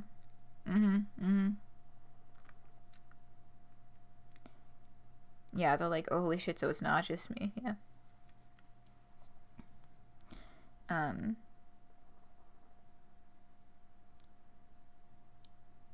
Yeah, the JPEG artifacts for the dramatic effect, like to show like the intensity of like their kind of sense of reality, really, kind of breaking down. Using the JPEG artifacts for that was like, oh, yeah, excellent, and totally hit it home. Not who you are, not who you're meant to be. But yeah, very excellent. Isn't that she doesn't care about other people. Her problem is the sunk cost fallacy. Yeah, I mean, I think it's both. I actually I heavily relate to the sunk cost fallacy. I am, unfortunately, a person who quite regularly falls into the sunk cost fallacy. It's something that I am trying to become more conscious of within myself. Whiplashes of rising action and then cutting flat. Oh, whiplash on my side of things? Yeah, I was just kind of like, whew.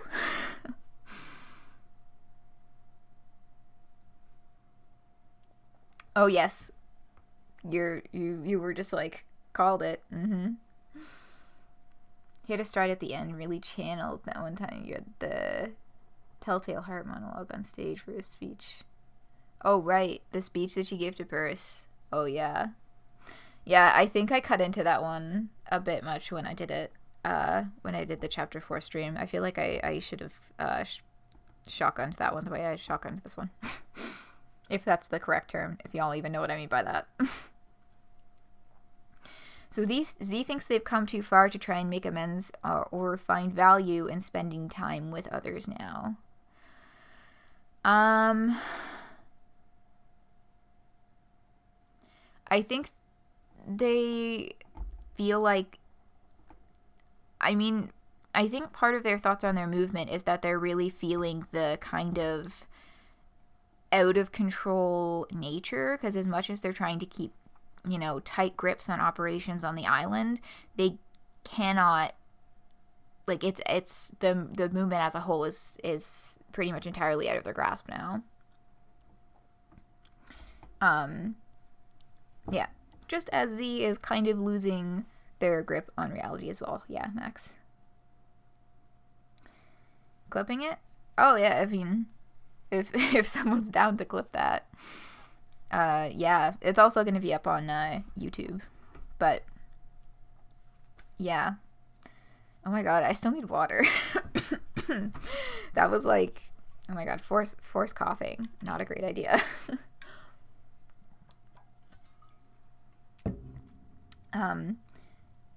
I reject my humanity, JoJo, but clowns instead of vampires? Wait. I don't know shit about JoJo, so that is news to me.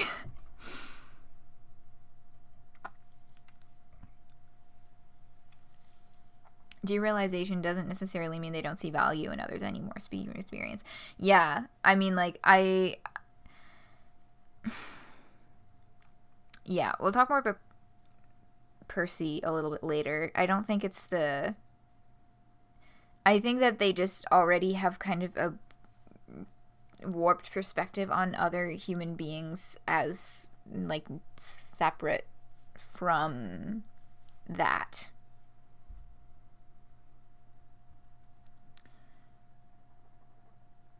Oh yeah, it's a whole social movement. Paige, it's a whole social movement. Not so much a monologue as the immediate aftermath.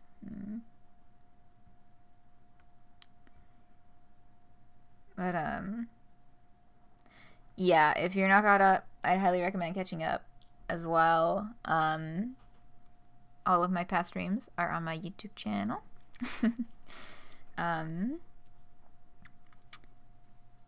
Much appreciated clip. Thank you, Writhing Leku.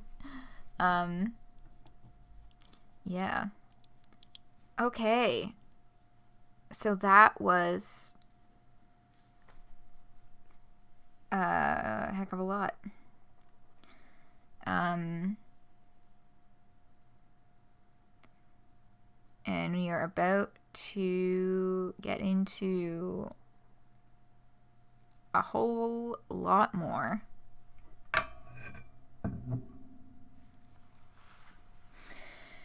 Okay. Oh my god. Some water. There's some more water before we keep reading.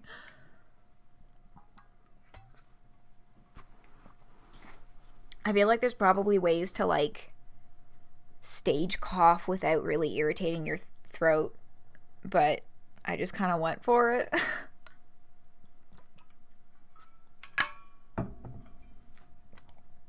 Yes, yes, I shall continue to hydrate. Thank you, Bango. Okay. Whew.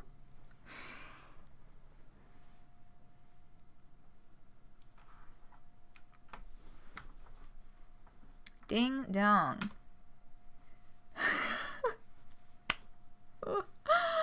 Oh my god, the look on their face. That moment when someone interrupts your fucking mental breakdown. It's like... obviously not as extreme of an example, but like me sitting at my computer crying over homework, and then my mom knocks on the door like, "Do you want a tea?" I'm like, I want to set my computer on fire, actually.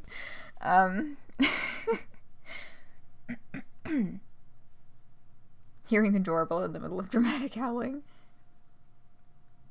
Saved in your clipboard for minutes. Yeah, it was a good fucking panel. I feel that. I have felt that on a few occasions where you're like a hot fucking mess, and then all of a sudden somebody's knocking on the bedroom door, like totally unassuming. It's like, oh shit. Ah, fuck. Yeah, how fast can I make it not look like I was just freaking out? Okay. Let's keep going. You hear the doorbell ring. Now who the fuck could that be? Oh, it's Percy. He's just dropping off your supplies for today. You really need to calm down. This disease has obviously been making you paranoid. There's clearly nothing to worry about. Hello, cop car.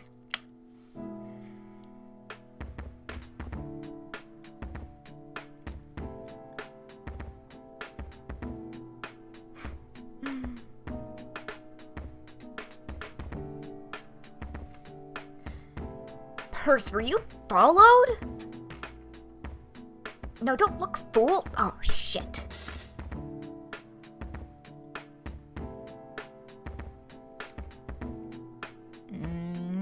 And more coming out of the woodworks. Get in here, quick! Fuck. Yeah, they were tailing you. Look at this shit. We're fucking surrounded. Must be the entire precinct out there. Percy, you can't be this sloppy. You fucked it all up. Oh my god, she's getting right all up in his face as she literally has COVID. Ugh.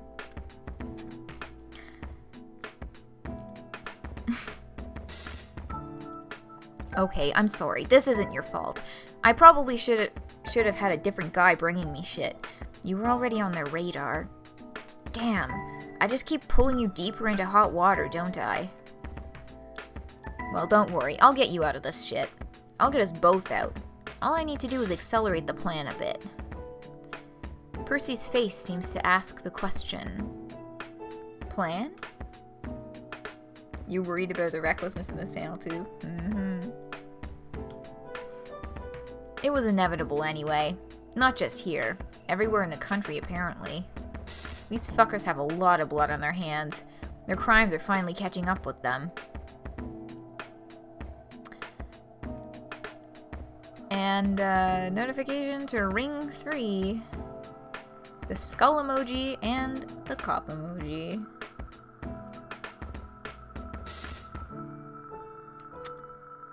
Thumbs up.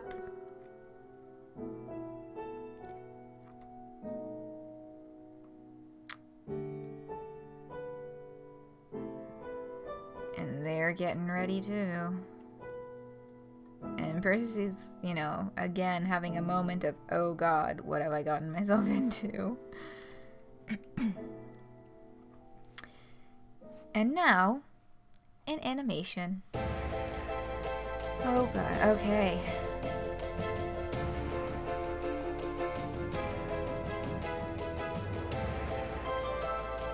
So they've smashed out the upper floor window to shoot out at the cops.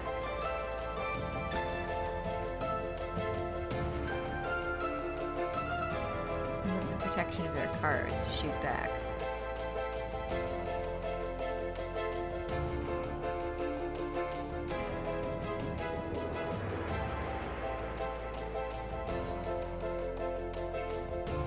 And they're going fucking ham.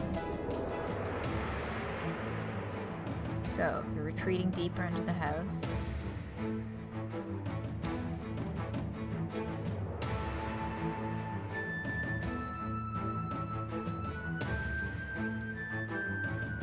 And with those 3 clown faces, in they all come. All those people on the boats with their guns and shit.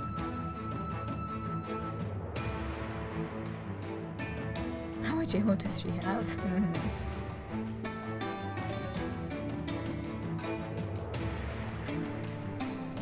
Yeah, this is very Homestuck Flash. But yeah, the people on the roof have a different vantage point to take down.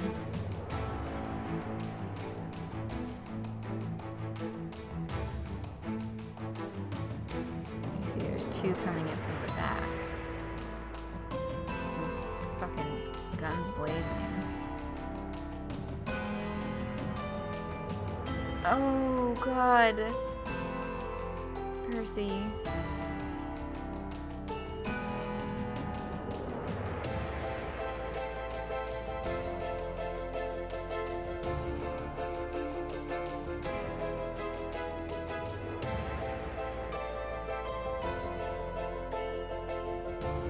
But yeah. Fucking bomb launchers. The fucking rage flash in the eyes. Oh god, that one's still alive.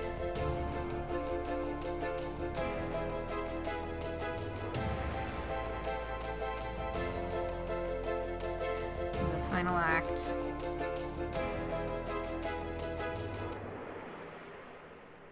Oh boy.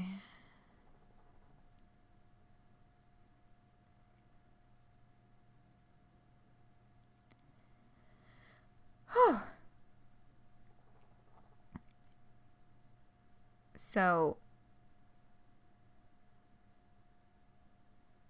that was a lot.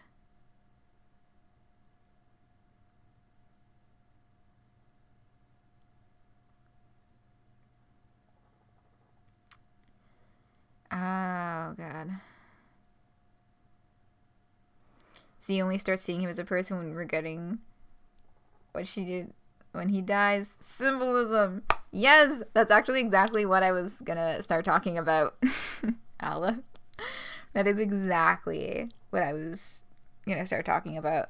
That moment where it's like, yeah, because the narrative perspective that we get is all Z. We had a very brief moment of Abby with her character introduction in the first chapter. No, wait, that was the second chapter. Early. Abby's character introduction.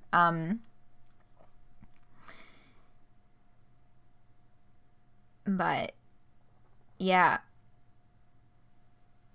You know, using the simplified art style to show that, like, Z, like, hardly sees Percy as a person. Z hardly sees any of the Jubilites, any of the, you know, all these people who come to the island. They're just loyal simps. They're hardly people to them. And, like, they're hardly people to Z.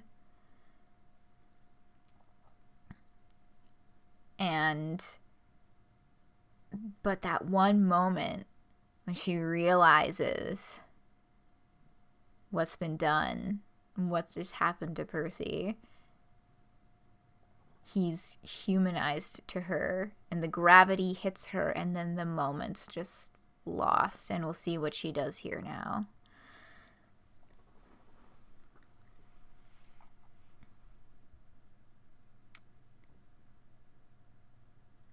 Maybe Z doesn't want to get attached because of the pain of that connection being dissolved as her dad slowly lost his brain functions. Max's bird, hello, welcome. He wasn't even enough of a person to speak for the entire chapter. Yeah, once Percy joined the operation, we kind of stopped getting any conversation, any actual dialogue from him.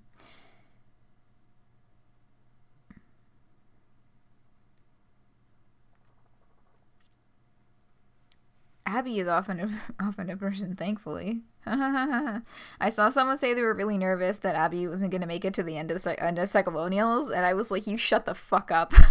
You shut the fuck up. How dare you imply that Abby might not make it, even though your guess is totally fucking valid. Now she's orchestrated a spontaneous massacre and gotten Percy killed. Looks like that grief all hasn't dried up after all.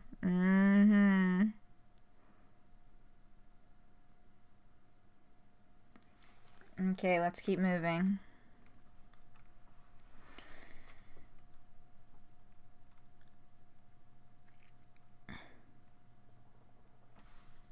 Oh, right, the problem sleuth page. Can you send me a browser link, please? Just because we're already bumping up against 1 o'clock, and I'm just conscious of time. I don't want to take too many diversions finding things. Z is absolutely gonna die. I mean, yeah, that is also a pretty fair thing. You got me?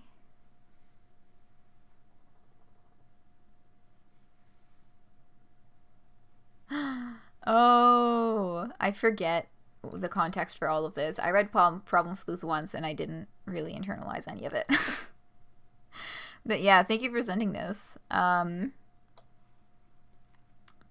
guess we'll bounce over to this for a second.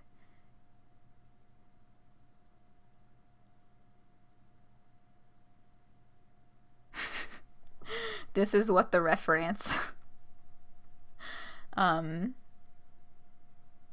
Speedrun it at some point. Second read has drilled a lot more of the story into you. Yeah, I think I was just like mostly confused the first time I read Problem Sleuth.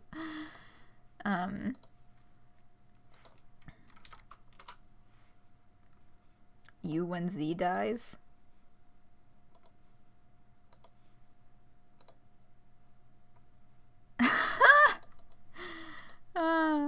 Yeah, that's it. Happy Pi Day, everyone. Oh yeah, it's 3/14, March 14th. Here's the thing. Okay, Max, tell me what the thing is. Oh,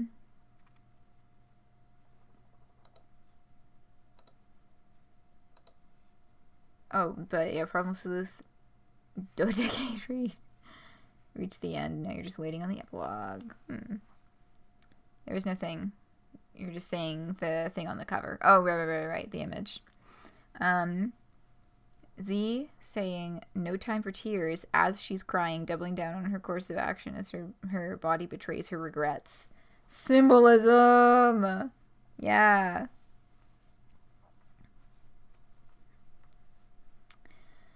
Yeah. And we see a whole lot more of that moving forward as well.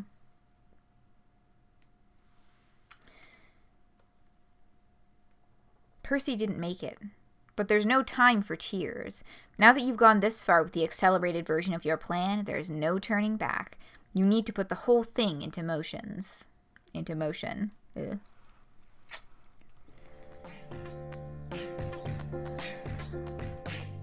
Sending another text.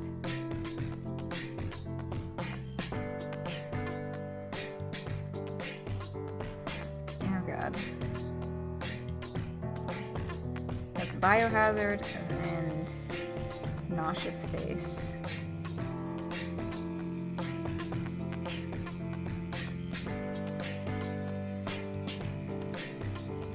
Thumbs up.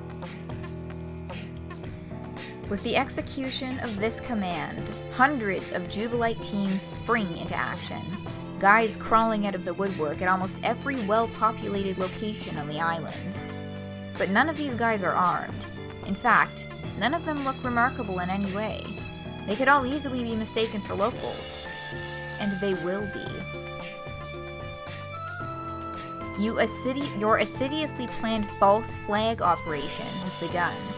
Anyone who looked at just one of the viral videos showing your plainclothed Jubilites lurching out of homes, grabbing their necks and choking as they collapse to their lawns and driveway asphalt, might think the performance looked a little fishy.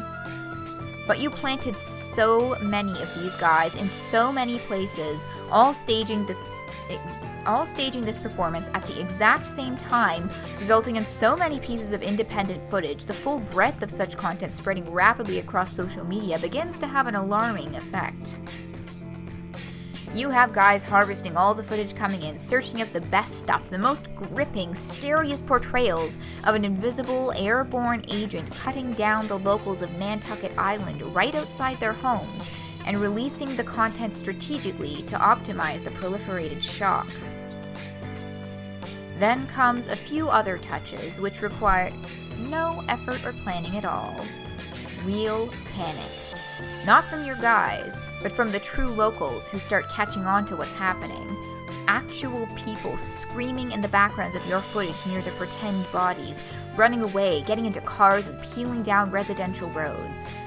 The panic isn't just good for optics. It's the entire purpose of this charade.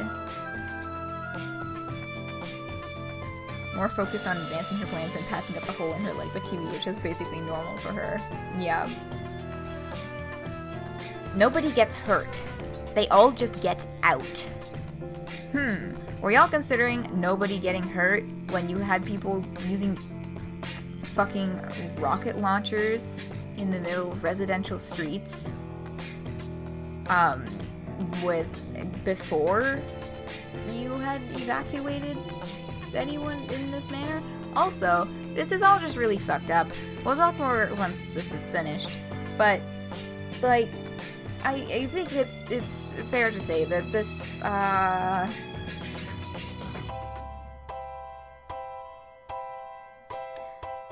is very fucked up.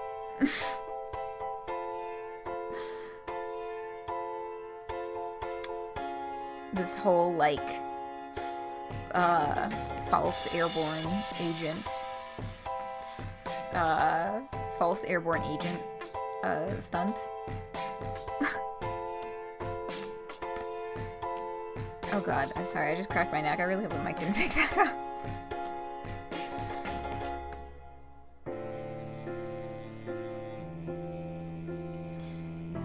The panic begins with a trickle.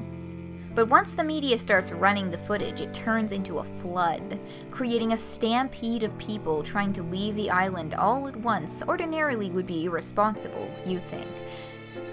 It would be if you didn't have a transportation plan ready to go, which of course you do. If there's one thing you and your simp army isn't short on, it's boats. All the boats that brought them here, plus a whole lot more which were idle in ports waiting to be repurposed, are at the ready for the surge of frightened locals. Your teams take charge, yelling at the crowds which way to go. They load, cast off, and when they drop them at the mainland, the empty boats will just turn around and head back for more. The whole fleet will keep at it all night long if needed, until the island holds no one who wants to leave. As chaos swirls around the media in response to this attack, there are real questions about what actually happened, even as everyone flees in desperation just to be safe. Questions about who was responsible for the attack, whether it was even real, and why approximately 40 police officers were slaughtered in a shootout just as the attack began. And the talking heads of corporate media will surely spin, as they always do. But this is a narrative for you to control. Not through your dispatch teams, false flags, or leaked footage. As the leader of the Jubilite movement, this is something you need to address personally.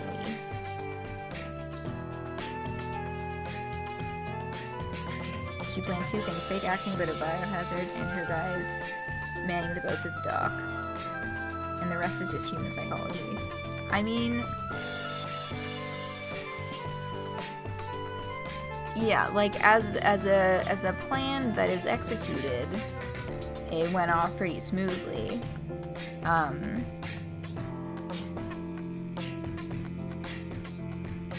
But, yeah. Having trouble finding the words. I'm probably gonna have to look at the fucking conversation again.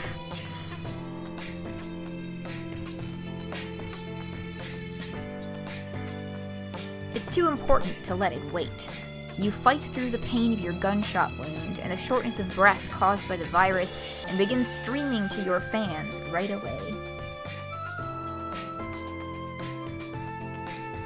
You announce to the world that federal authorities appear to have deployed a vicious biochemical attack intended to target you and the members of your movement which have been organizing on this island. They've seen how dangerous the Jubilites have been to the stability of state and corporate power, and they decided to crush the opposition at its source. But you and your most loyal supporters survived, retreating into shelters until the attack subsides. You go on to urge any civilians who haven't evacuated yet to leave for their own safety. You seize upon the moment to swear vengeance on the state which committed this atrocity to continue escalating the many pockets of insurgency already boiling over across the country. No reason to waste an opportunity to continue taking the fight to them. Over the last week of riots, you've seen state power bleed, and as long as there's blood in the water, you might as well release your sharks. Fighting for air makes the transmission difficult. At first you curse your luck again, wondering if it's even possible to have contracted this disease at a worse time. But as you desperately cough out your angry statement to the world, you realize it's a nice touch. It helps sell the idea that you've just survived a biochemical attack. Once you recover, if you recover, you'll tell Abby you couldn't have scripted it any better if you tried.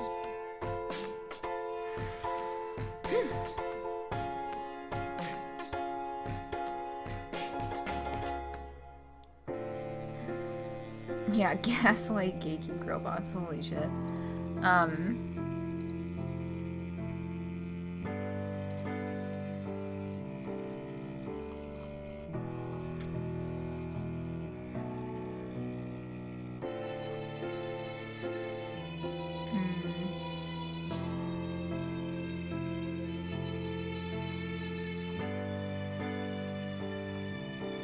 I'm trying to find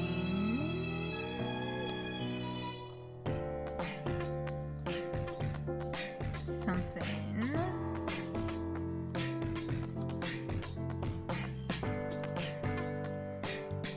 But,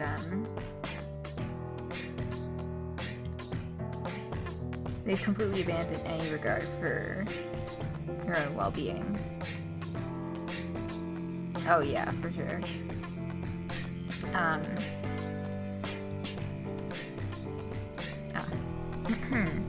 Make me say something request.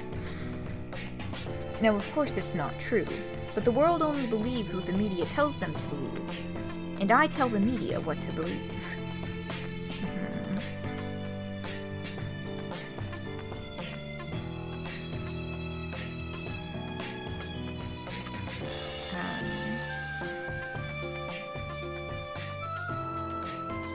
I found all the stuff over the Joker parallels.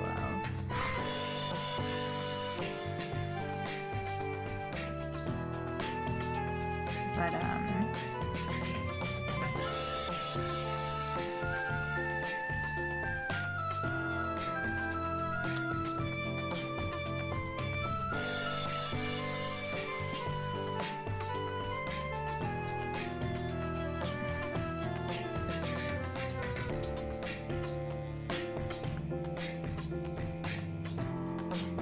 anyway, I'm gonna stop looking because I'm just getting lost. The quote from the cutscene linked up there. One of Kane's most iconic lines in Command and Conquer. Okay, we're just about finished with the chapter.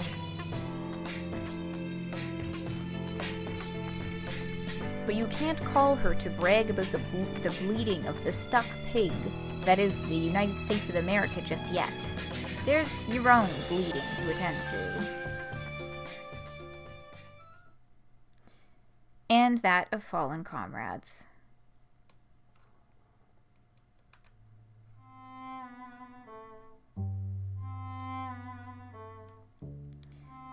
Psychic damage. Taking more psychic damage.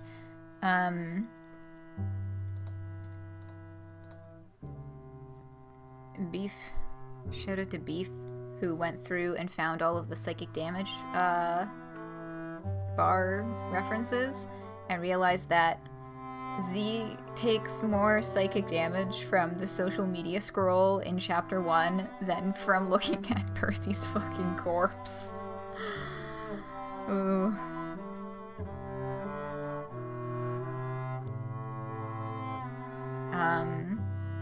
Yeah, relating this to another form of the Sword of Damocles.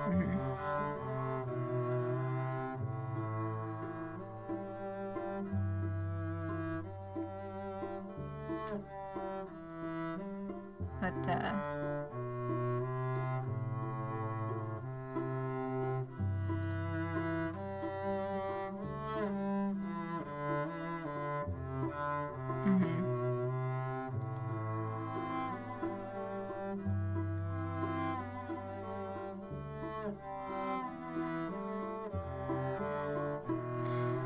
despite the losses suffered today, you can't help but reflect on what a successful implementation of Pranksis this has all been. Really not a bad day of work for a concept you bullshitted into existence through a series of hallucinatory revelations. You suddenly wonder if the Founding Fathers ever had similar thoughts about the Constitution.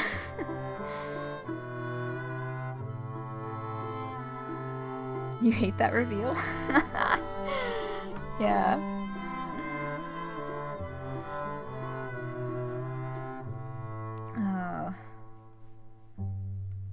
None of that material was anywhere near as fun or cool as yours, though. Still, whatever moves they made or words they wrote, you guess it was strong enough to earn them all several centuries of retroactive dick-sucking in the history books. Even Washington's lowliest of simps probably got their due. And yours will, too. Oh yeah, this is wildly uncomfortable.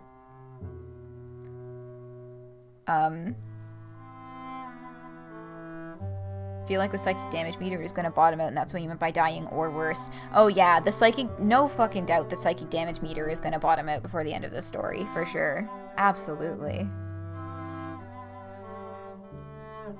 Oh, Z.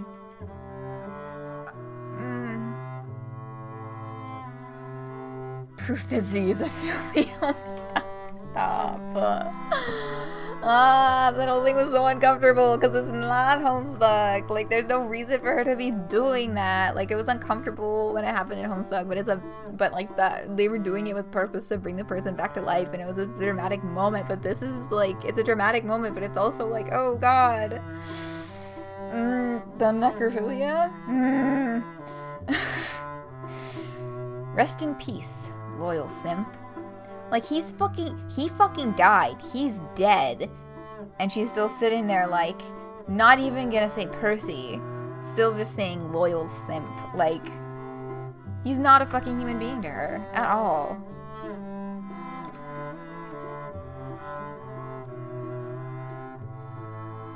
And she made it her phone background? You are the first casualty of war. And down they go.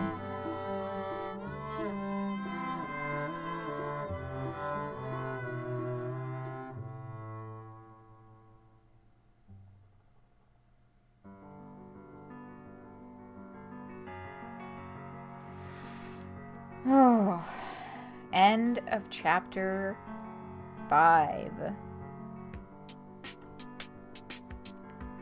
First saw the Sword of Damocles as threatening the American institution, but now with this rule of 3 psychic damage meter, I think the power under the sword is Jen. Yeah, he died saving their life, and this is how they... Keep in mind, yeah, in her universe, that's an image of a real dead person on her lock screen. Like, that's so fucked up. I mean, there would be some form of humor in her just fucking dying right there, yeah. But, yeah, it's like, okay, so the reason that they did that was to secure the stronghold and get locals out of the, like, danger zone, I guess. But, like, holy shit.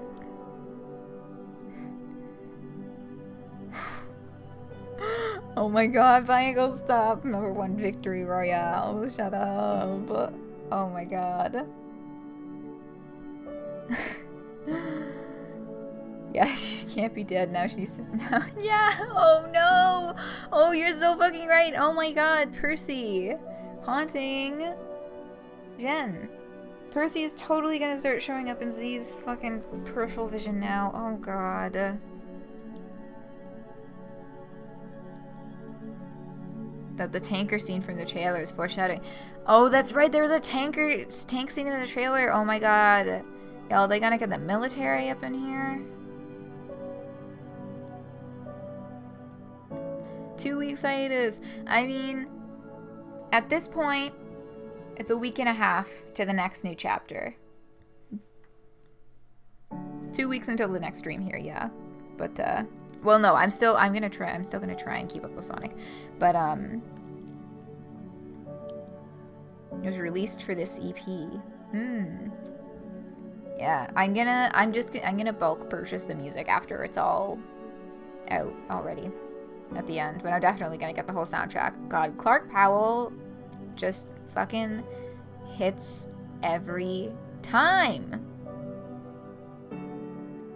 It was a Metal Gear Solid 5 tanker? Oh. Oh, like a big boat.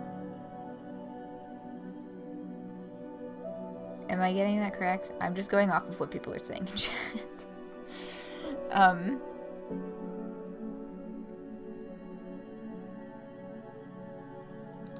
Anyway. The cast page has been updated. So we've got the stuff that was there before, and now the boaters. We have Stash, Goodyear, Nintendo, Hardbody, Oh, God. Violet, Bryce, Cutlass, and Salty.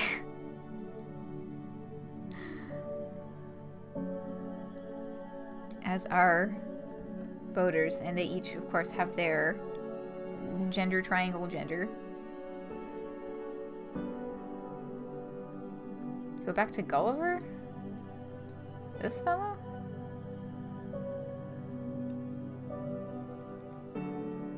Really strange the cast page like this is like this even for people in chapter 1. Well, they didn't add, like, the cast page doesn't show up in the game until you've played up to the horse gender chapter, chapter 4.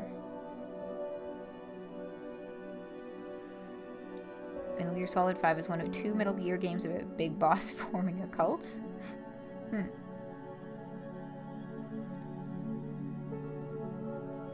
Oh, he's the fucker that gave Shango. Oh, right. Yeah. Shout out to Nintendo, like the cut of their jib. Really looking like a video game character for sure. Thought it just showed up for everyone once the update released. I mean, maybe.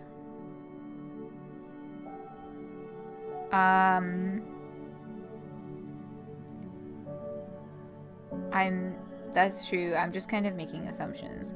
But I guess just because, like, the cast page is only updated when the new chapter is released. I don't know. Maybe I was falsely conflating those two. It seems like something that would make a lot of sense to me that this wouldn't be here until you'd actually looked at the chapter at least once. I think it's just there, like new players could see the whole cast list. Oh, I hope that's not the case.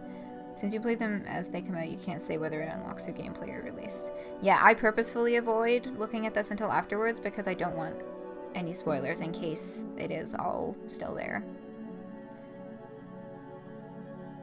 Looks like he's been on a few watch lists before. Poor Percy, dude, just wanted some pussy. God. In video of the chapter 5 version of this chapter being available before playing chapter 5. Well, that kind of sucks then. In my opinion, anyway, because I wouldn't want spoilers on any of this. Personally. Anyway. There's more. Spaghetti Feet, Royal, and Nemo. Spaghetti Feet? Clown gender Spaghetti Feet is among my personal favorites of all of the names on this page. Fucking Spaghetti Feet, all one word. Like, what the fuck? Oh yeah, Spaghetti Feet, you dumbass, showing up in your fucking clown paint. Yeah, the one she threw in the fucking water. Okay, Street Fighters. There's only 4 of them. These 4 were in one of the more detailed ones. The 4 of them, like, I think Pumpernickel. I think Pumpernickel had a shield held up and that sort of thing.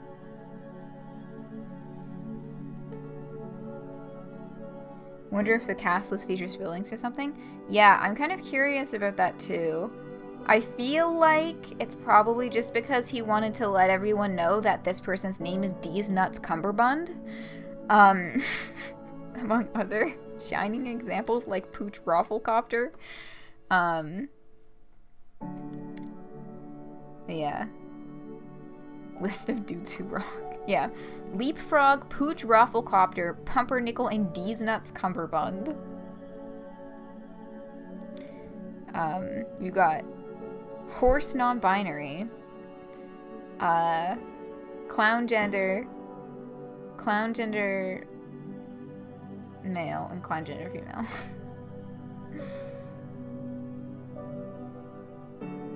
Yeah, they do. A lot of these have just, like, really cool character designs in general. A lot of cool gender there, yeah. Clown Boy. Rooftop Gorillas. So these showed up in the anime, the Flash God, it's not made with Flash, but I just can't not call it a Flash animation. Gamble Spam, Lumber Dunk, Sugarberry, and Whole Wheat. Also among personal favorites, fucking whole wheat, all one word.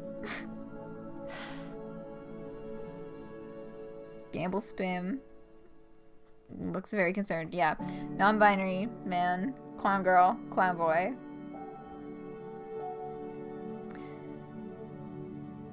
Boogaloo Van Buren. Rascal Tooth Hootenanny. Barrel Boot, and Wiggle Dump Primavera. Like, these names are so very Hussian, if I may be so bold as to make that a terminology that's coming out of my mouth.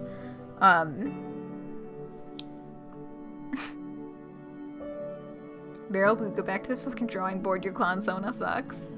Which one was that?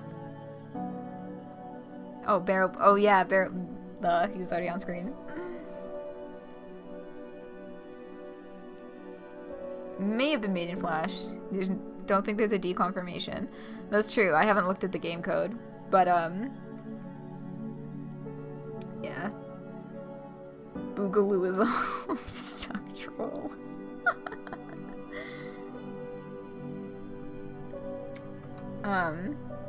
Well, Husnasty refers to a very specific art style. Whereas Hussie, and I feel like I am not the only person who's used this term. I've seen this used in a number of other places as well. Boogaloo Van Buren. What is your beef with the name Boogaloo Van Buren, Max?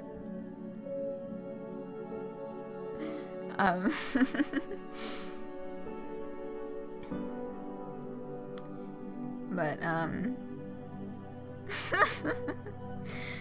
I mean, my discomfort is that, unfortunately, the word Boogaloo has become forever associated with the Boogaloo Boys in my brain. And Van Buren makes me think of, do y'all remember the most popular girls in school? Like, the Barbie stop-motion show that went viral on Tumblr in, like, 2014 or 2015?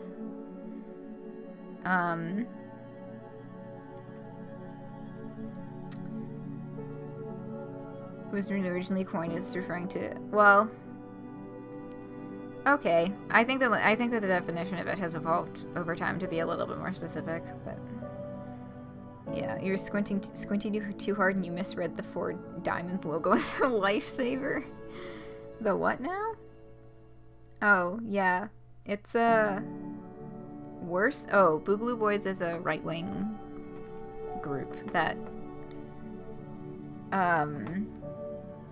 they're a white supremacist group, basically. I know that their more specific politics are a little more complicated than that. As in, like, there's like finer details. But I don't remember all of them right now. And they're fucking white supremacist group. That should tell you pretty much a lot of what you need to know about them, basically, and why they have ruined the term Boogaloo. Also becoming increasingly obvious that these name is a reference to V for Vendetta. Ah. Yeah, it could be connected to that. Oh, I saw someone, I think it was... it was on Discord, I don't remember who it was, I'm so sorry. But this is not my idea. I saw someone point out that...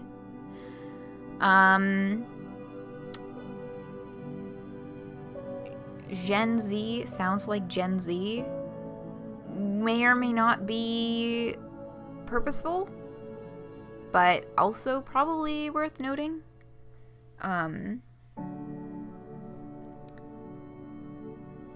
Once again, everyone underestimates Hussie's traditional comics background. Yeah, Hussie does have that traditional comics background. Can't believe Jen is a Zoomer. Jen is like... I forget how old they are. I think it's stated in the first chapter. They're what, like 20? Right, they're 23. So yeah. 23 years old in the year 2020.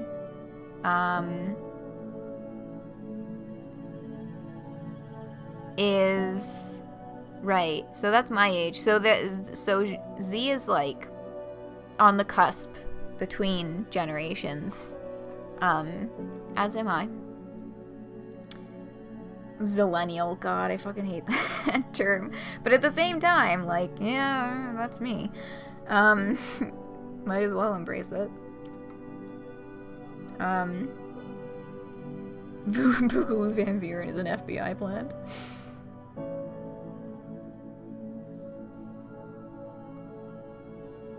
No, we don't know their birthday. Oh shit, you're yeah. Yeah, no, I feel like we already had the conversation. But yeah, no. I'm 23, going on 24 this year. What video was this? Ever since the first video game, Road Rash for the Atari Jaguar, was released, no one would ever think that video games would come to a point like this. This is Duff McWhalen. Duff McWhalen is a clear reference to gun. Okay. Duff McWhalen. Right. Okay, I'll keep watching that a little bit later. That video does look like it's going quite excellent places. Duff McWhalen, because he's a fucking whale robot. No, we don't know. Yeah, I don't think we know their exact birthday, but yeah, if they were born in 97, then they're exactly my age.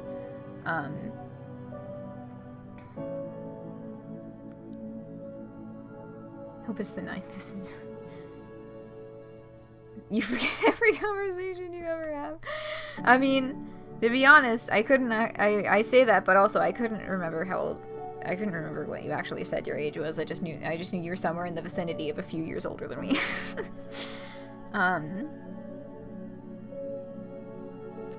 Fortnite on your Switch.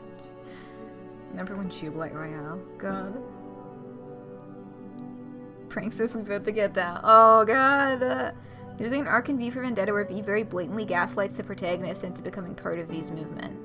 I've seen the movie V for Vendetta. The movie. When I was in high school. I think when I was like 15. But I haven't really engaged with it beyond then. Percy and Z is a pretty clear, like, gender flip parallel of that.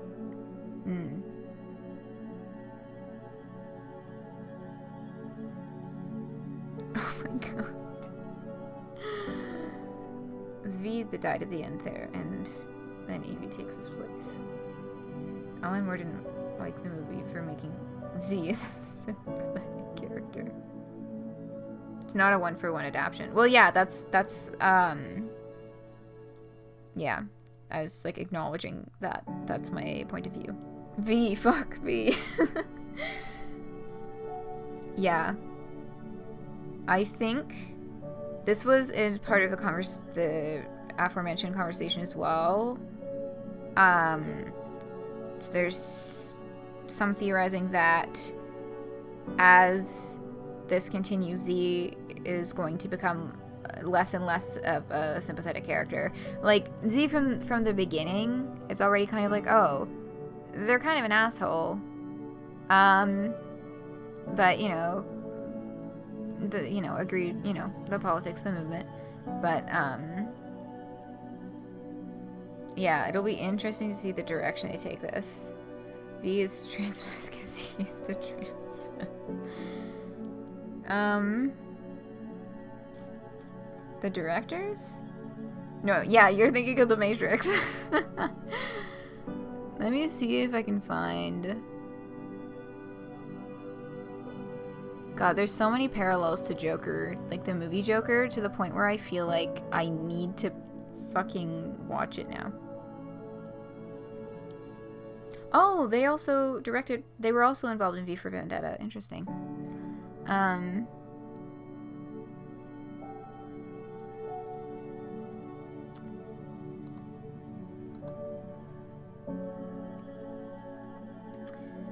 Anyway, what the fuck were we even talking about before?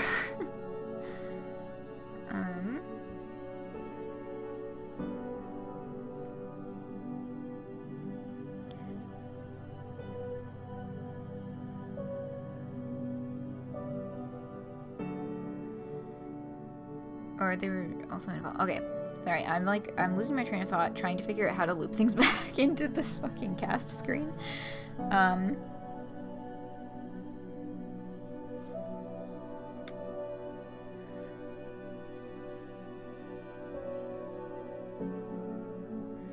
Okay.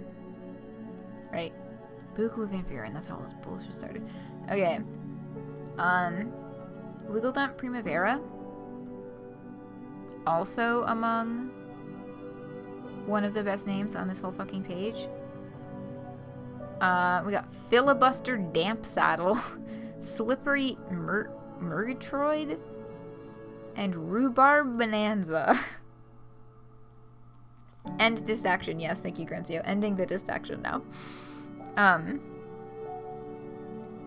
Oh, V is implied transmasc in the comic. And Z is a girl in a work by Andrew.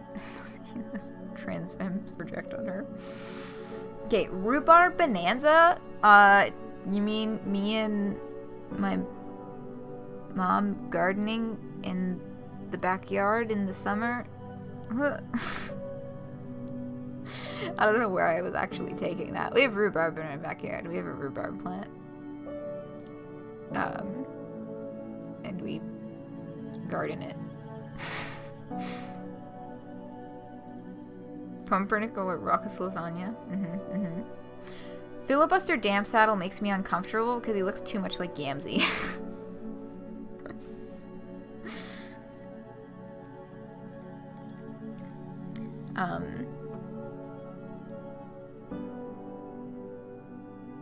Just putting that idea out there.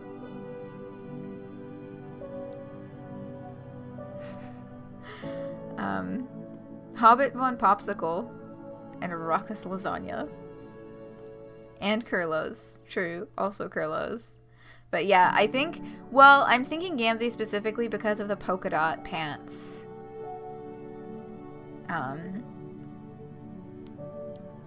But you said Kurlos in your stream. Yeah. Filibuster Damp Saddle. What a fucking name. But yeah. So this is a page with, like, a lot going on.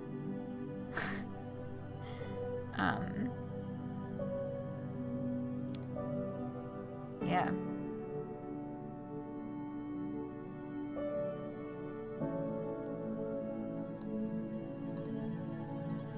Whew. Rhubarb is Kurlos, God. Grand High Blood also had polka dot pants? Oh yeah, that's true. So there's one last thing to go over. And that is that Andrew Hussie and For Fans by Fans decided that this fucking chapter would be the perfect chapter to coincide with the release of merch, including the fucking Z t-shirt that you see so many of these people wear. Like, they were, like, God, they really were out here. We're just like, yeah, they really released that chapter and said, hey, wanna join the clown terrorist militia you just read about? Like, oh my God. I just find it absolutely fucking hysterical that this is the chapter of all times to release a fucking merch line, especially with, like, God.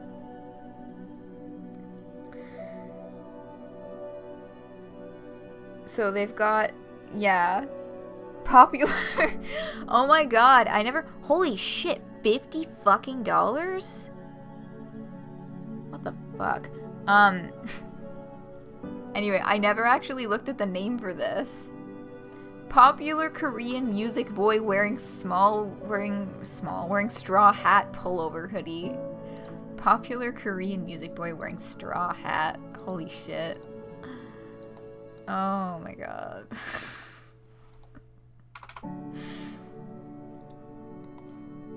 Meta Pranksis.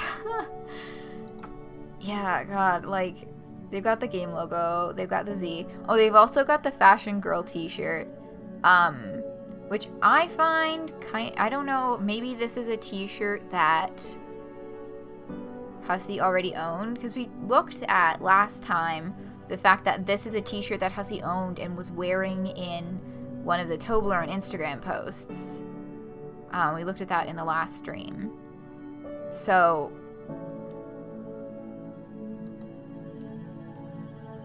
I mean, like, this is a pixelated version, but, like, did they have permission to use this design? Or was it something that Hussie already made himself, and that's how he had the t-shirt in the older pictures? Oh, I missed a make me say something. Sorry, I just realized I forgot that. Okay. Rhubarb bonanza? More like rather would be somewhere else, like fishing off the pier with my nana. It's a very specific example. Maybe a friend designed the full clarity version? Yeah, I'm kind of wondering what's up with that. I think there's, yeah, it's just the same designs for that. This is, so yeah, this is like pretty much the extent of what's available at the moment. In terms of Psycholonials merch. God.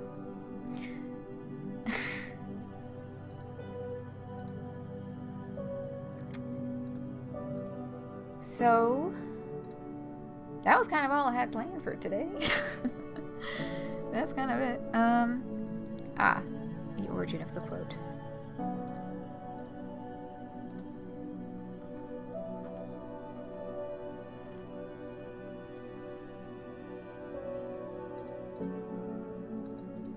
Oh, the Homestar Runner.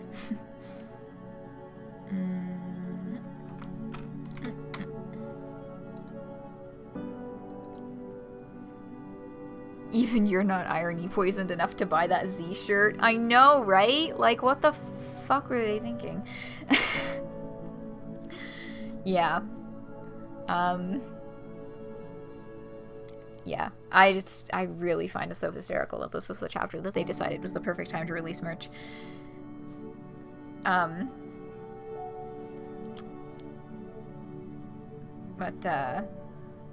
Yeah. Anyhow, it's approximately 18 minutes to daylight savings time in the Eastern Standard Time Zone. Maybe Hussie blindsided them with the content? Yeah, maybe they didn't maybe they didn't realize what Psycholonials is. You don't support using it, but if Hussie had to do it, then it's the best way.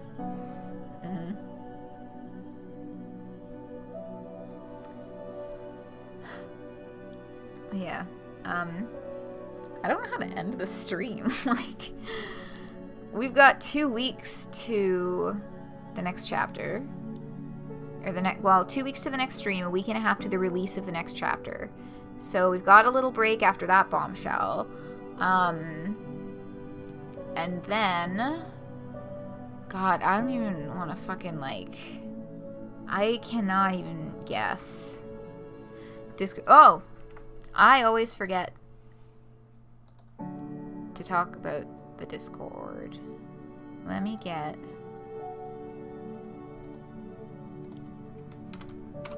There. There is an invite.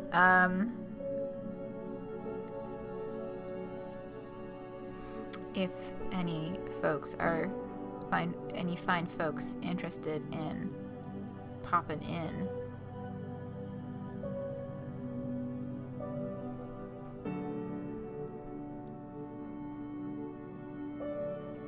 Just what?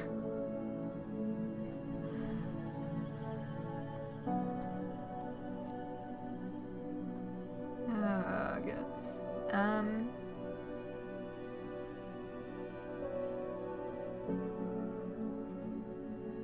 Good way to end a stream. God fucking damn it. Okay. I am officially announcing my clown sona, Herbal Void. I am now pursuing the dedicated life of a Jubilite.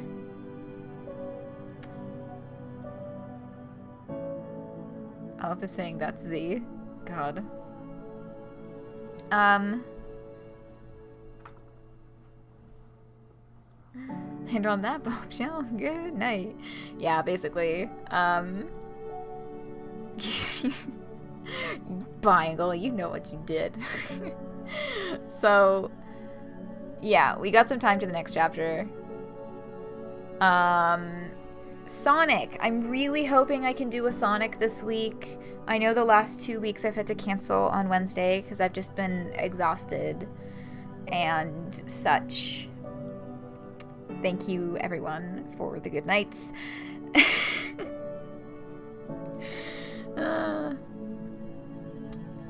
That sounded sarcastic just because I was looking at Aleph's message when I said that. I do genuinely appreciate the good nights and take cares from all of the people who have not called me Herbal Void.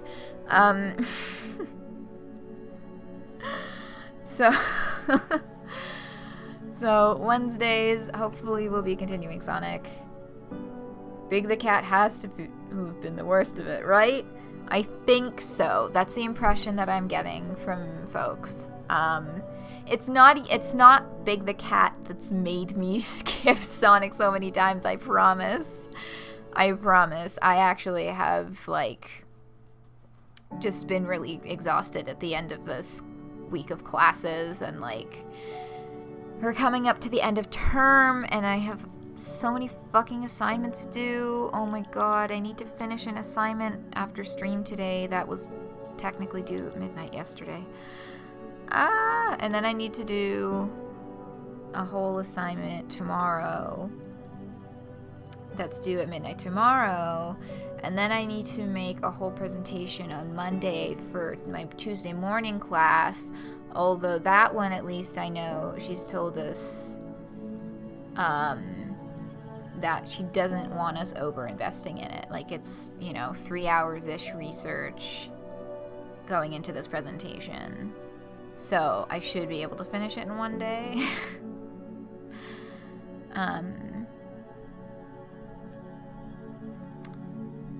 And then I think I don't have anything due until Friday.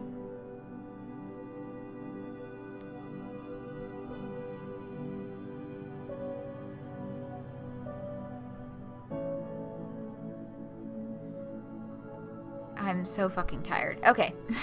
Anyway. Tails and Amy's are basically just ordinary platforming with a slight twist, and some people hate Knuckles levels. Some people like them. Knuckles fucking has like a weird, like, flying, crawling on walls mechanic or something, right? I remember doing something with that. I remember that being a thing, but I also don't remember whether or not that was Sonic Adventure 2, not Sonic Adventure, but I'll find out eventually anyway. Okay.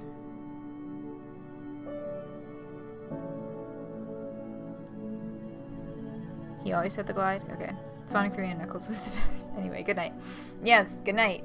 Good night, good night, good night, good night, good night. I'm gonna get some food. I'm gonna finish this fucking assignment. Go the fuck to bed. Really glad I don't have work tomorrow.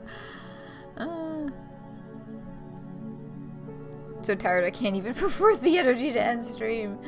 Yeah, stretch. I shall. That is actually, yeah, that is very important. That is very needed. God, y'all. Online school, everything being online school, online work, online everything, kind of is fucking a lot to deal with. It's a lot, and I didn't think anything would make me hate sitting at my computer so much, but it makes me never want to sit at a computer ever again.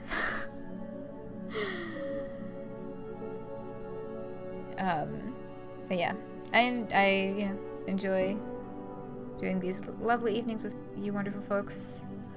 I'm gonna go because I'm just gonna talk in circles. I already can tell. That's what's gonna fucking happen here. I'm just gonna keep talking in circles if I don't just press the stop button. Oh, I wasn't recording this whole time. Oh no, that means I have to download the low quality footage from Twitch. Oh, I hate doing that.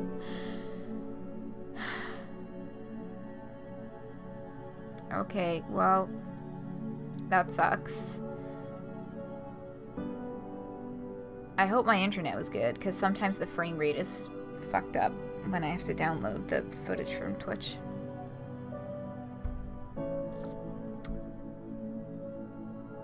Alright.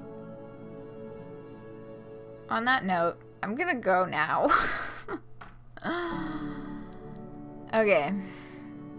It's fine. The footage is still there.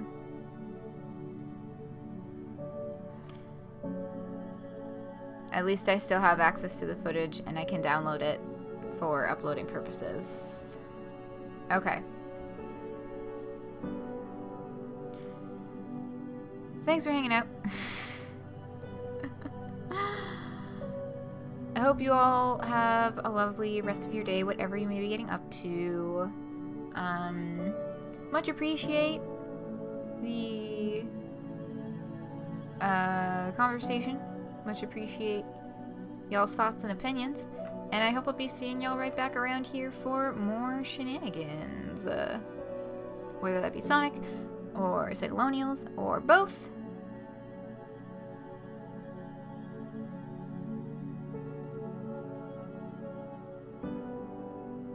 Indeed, I'm stalling out. I gotta...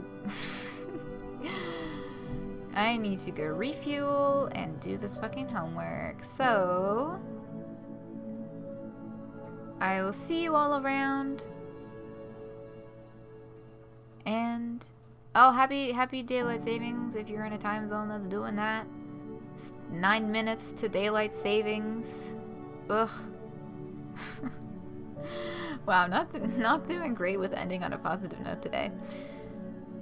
It's gonna be a good week. Let's make it a good time, despite circumstances. And maybe I should just fucking go to bed. No, I can't just fucking go to bed. I need to finish this assignment. Okay. Stop babbling and flee. Yes. Yes. I need to do that. Okay. I'm off. See you all around. Thanks for hanging out. Good night. Goodbye. Good night. End distraction. Yes. End distraction. Abscond. Adios. Good night.